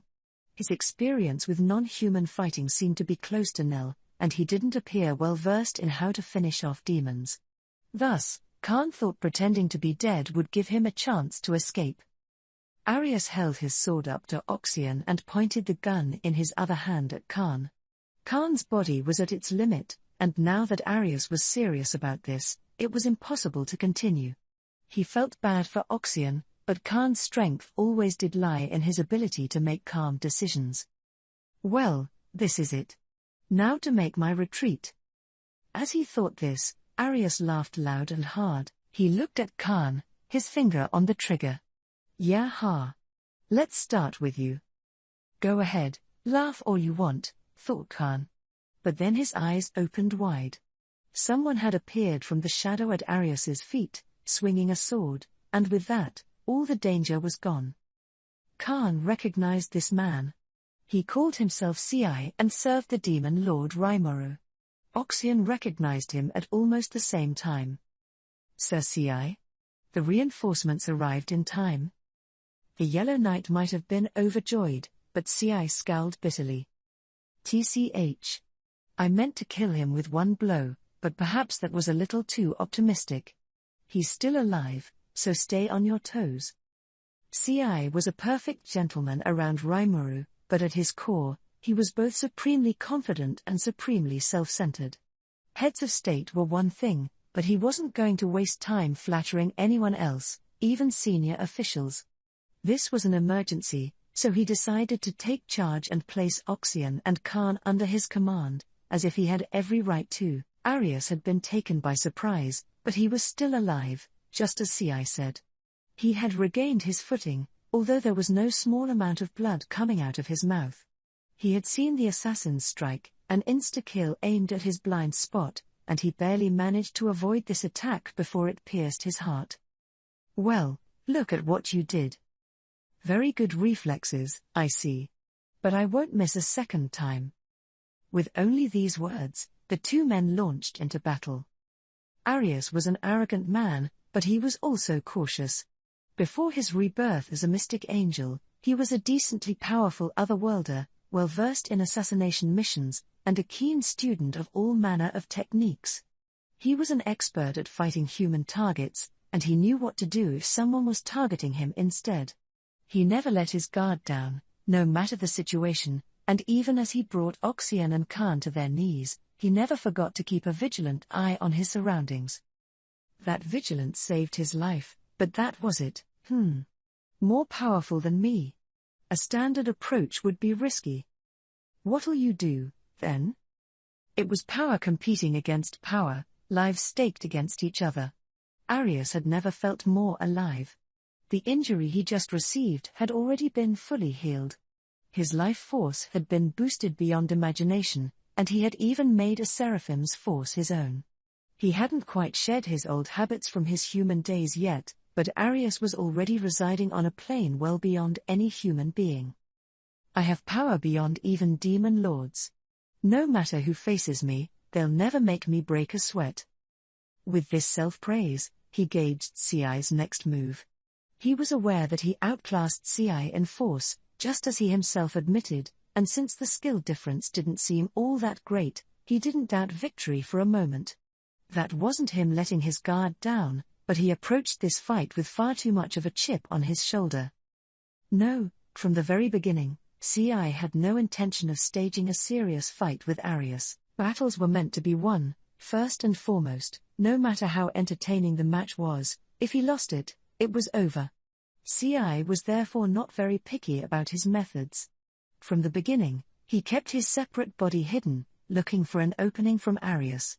He kept himself close to his foe, giving him the impression that he was gradually beginning to struggle, inviting Arius to slacken a bit. Thus, while making it look like he was exerting his utmost effort, he relieved Arius of all his winning cards, one by one, as he built the surest path to victory. Then the moment arrived. "Hi-aha. You're a strong one, I'll give you that. That's why I'm gonna kill you with the best thing I got here." With that warning, he fired Sandalphone's most killer blow, a judgment bullet. It ripped through CI's separate body, making it vanish in a puff of smoke, and Arius immediately assumed he won. How could he not have? Judgment bullets can only be fired once per day, but it was the most powerful means of attack he had. Maybe not as strong as the bullets Lieutenant Kondo shot, but still, nothing could take that bullet and not be torn apart. He couldn't be blamed for thinking that CI was destined to die. But that's exactly what CI wanted. Thousand Shadow Death. Huh? The shadow extended, seizing Arius. Wait. And so, after pinning him down helplessly, CI used the pair of swords in his hands to destroy his opponent's heart. It was initially a word from Feldway that got us out from this stalemate. Well, it's about time.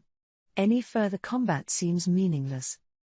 Hearing that, the first words in my mind were, say that sooner, dude. If I could have cornered him right here and now, that would have been best, but, sadly, we were the ones without much of a leg to stand on here. I think backup would have come our way if we kept fighting like this, but honestly, I couldn't be too certain about that. I didn't think Ranga or anyone else was about to lose, but I couldn't deny that this might be overly optimistic of me. The whole castle had this aura of danger around it, so now I was getting nervous. Were they struggling? Generally speaking, I didn't want to fight at all unless I knew for sure I could win. This time, though, we came in without amply preparing.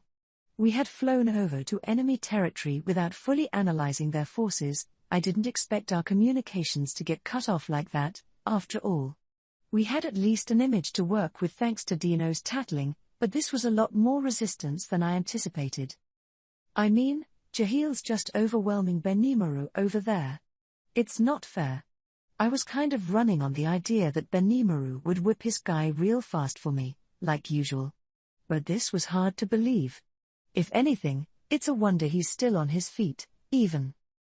So, yeah, if he's ducking out, I'm not about to stop him.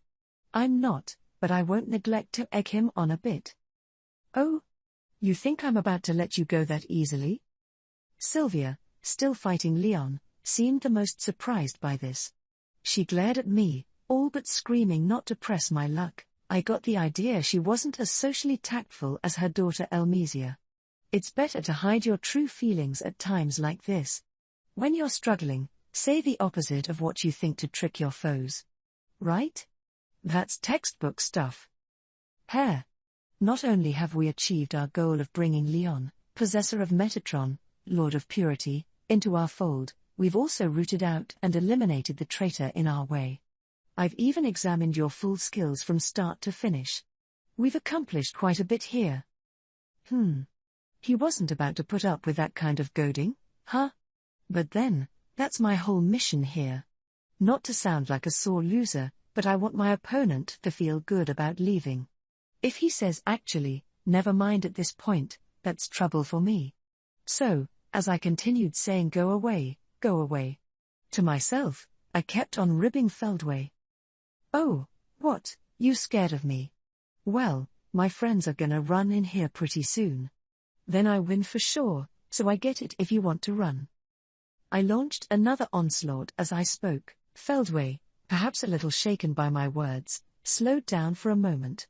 I could feel my sword graze him, but he was unharmed. Or was I wrong? No, I feel like I've grazed him a few times by now. You are annoyingly impertinent, you know that? Just like the master of Noah should be. The next time I see you, I'll crush you with the kind of force you've never seen before. I hope you're prepared. Not if I do it first. You seem to have a pretty hard time with Diablo, so I'll just pit him against you next time. I was sounding like a character from a comic about juvenile delinquents, but now Feldway seemed mortified. He looked like this was the last thing he ever wanted in this world. That expression of his was impossible to miss. My most secret of techniques, leaving it to someone else. But it was so effective this time, I thought I really would push Diablo on him, no matter how much he whined about it. You know, for a grown-up like me, being able to read the atmosphere and gauge people's reactions are essential skills. Keep a careful eye on people, and you can gain a basic idea of what they like and don't like. After working in the construction industry for over a decade, a scene where social skills made all the difference, I was pretty comfortable throwing this kind of harassment around. It was obvious from Feldway's words and actions that he had a hard time dealing with Diablo. I kept worrying that I was mistaken as I spoke to him, but I didn't seem to be, which was a relief. You really are a thorn in my side. I'm quite honored by your praise. Tisk. Enjoy it while you can, then. Jahil. Leon. We're pulling out. Feldway, running away from our debate, announced his retreat to the room. This was a mental victory for me, and, well, a tactical victory for all of us, joking aside. We're not going to settle this here? No. We're under Sir Michael's orders. All right. I am in your debt, and I'm not in the best of shape, either. I'll obey you this time. Jahil was dominating Benimaru at the moment, but still he grudgingly agreed to this. If he wanted to make this a big debate, that honestly would have been trouble for me, so this was a real help. But then Benimaru decided to goad Jahil. Running away? I was this close to securing a path to victory, but I suppose I wasn't experienced enough to finish you off here. You can bet on me winning next time, though. I pondered over what the hell he could have been thinking, but I suppose he was just following my lead, so I couldn't really whine at him. I could sense Sylvia's "what is wrong with you people?" glare on us, and I knew just how she felt. From a third-person perspective, I probably would have thought we were a bunch of idiots. Know your place, you little gnat. If you dare to taunt me, the sorcerer dynast. Jahil, said Feldway, this is how that slime works. If you let him take your sound judgment from you, it'll cost you a battle you could have won. Thanks for misunderstanding that for me. I felt like we were going a little overboard with our taunting, but if he took it that way, then all the better. For the first time today, I started to think Feldway might be a pretty nice guy. I don't know if it's the result of all the clean living I've done around here, but it looks like I've made him more cautious than he needed to be. Yes. I will defer to you here. And you too. Don't expect to survive next time. Jahil seemed surprisingly thoughtful as well, despite his short fuse. I was prepared for him to lash out one more time, but instead he was meekly following Feldway's lead. Leon, being mind-controlled and all, didn't argue, either, so, now that they all agreed with each other, the trio flew off through the broken ceiling and into the heavens. Benimaru and I watched them go. Then, finally succumbing to our exhaustion, we went to the ground. I always feel like the real winner of a fight is whoever winds up their opponent the most, but I think I went too far here. I'd need to be more careful next time, lest it blow up in my face. Soraimaru, whined Benimaru, sounding completely drained as I thought over this. Trying to stir them up in that situation was far too dangerous. I wasn't sure I needed to be told that, like you have any right to say that. You started poking at Jahil just when things were settling down. I wasn't sure what was gonna happen. I was just following your lead, Soraimaru. If my master isn't backing down, I'm hardly going to do it for him. Besides, I would have felt too defeated otherwise. He smiled at me, which told me he really meant what he said. That, and I saw Sylvia shooting us a stern look of dismay, but Benimaru and I pretended not to notice that. Vega might have fled from Ranga, but he didn't consider himself defeated at all. This lack of reflection was one flaw of his, but his boundless optimism, at least, was commendable. It was with that attitude in mind that Vega arrived at the site of Kumara and Aulia's battle. Hiding his presence, he looked on at the proceedings, and before much longer, the fight was over. A swarm of tails struck down Aulia, inflicting fatal damage upon her, but, fortunately for Vega, her body was blown in the direction of his hiding place. Well, how lucky. It's like the very heavens are demanding I eat this. Camaraderie was never in Vega's dictionary. He'd never do anything as laudable as lend a hand to others, especially if he perceived them as having no value. Licking his lips, he crept toward Aulia. Well, aren't you looking good? Vega? Phew. Great to see you. She's so much stronger than I. Yeah, I saw. But don't worry. I'll get revenge for you later. Aulia thought that Vega might just have a nicer side to her. Only when she felt a sharp pain immediately afterward was she forced to realize her error. What are you? I'm going to eat you and your soul, so give me that skill of yours. Then I could wipe up that wimp easy. Esther Michael would never allow this. Shut up. It's eat or be eaten in this world, you know. And the stronger I get, the happier Michael's gonna be. Vega let out a loud, vulgar laugh. Then, showing no mercy to the greatly suffering Aulia, he upped the pace of his consumption. Only when he eventually reached her neck did she finally breathe her last. Truly the work of a monster. An ugly sight indeed, isn't it? That's a compliment to me.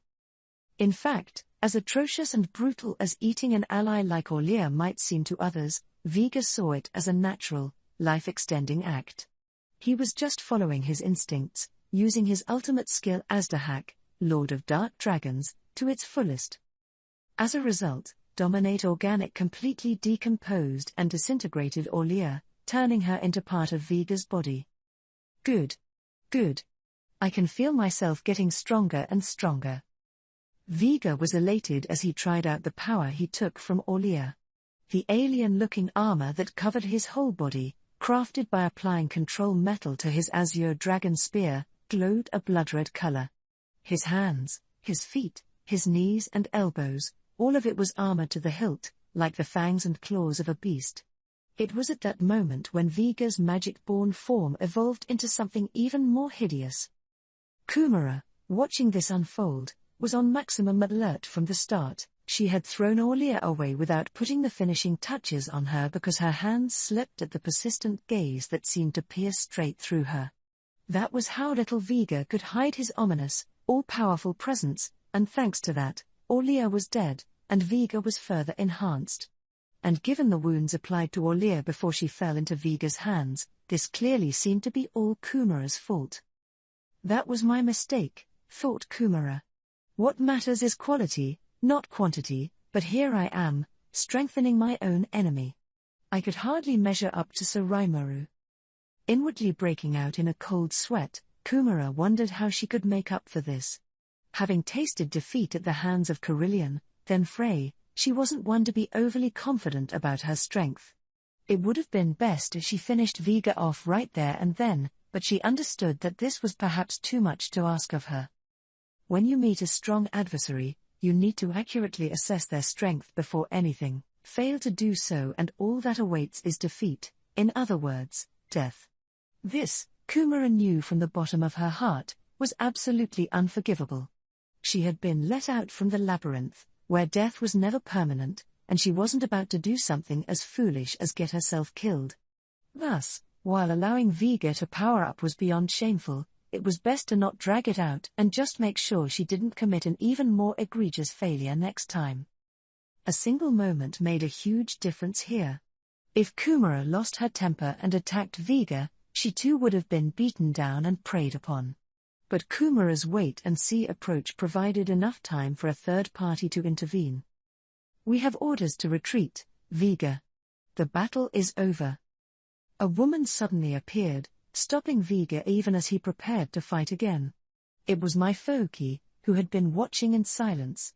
Feldway had ordered everyone to pull out, and she had used instant motion to reach Orlea's location.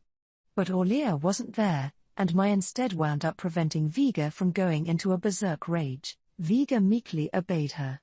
He had just obtained untold powers, and he instinctively understood that he wouldn't be able to absorb any more food at the moment.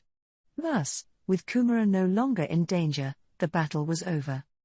After reeling Vega back, Mai headed to the very place where Arius was dying. His defeat was already set in stone, his heart completely destroyed by Ci. But as a mystic angel, not even losing his heart would cause Arius to die. It wasn't pumping blood, but rather magical or spiritual force, the origins of his power. With enough skill, he could use it to control his force any way he liked, but without a heart, he couldn't exert much of it at all. It was certainly a critical situation, and in Arius's case, he was growing lethally weak, the remnants of his human days still not fully leaving him. If something wasn't done, his injury would be lethal before long. "Who are you?" Ci asked. He'd leapt back as soon as he felt the presence and now turned toward it. "My name is Vega."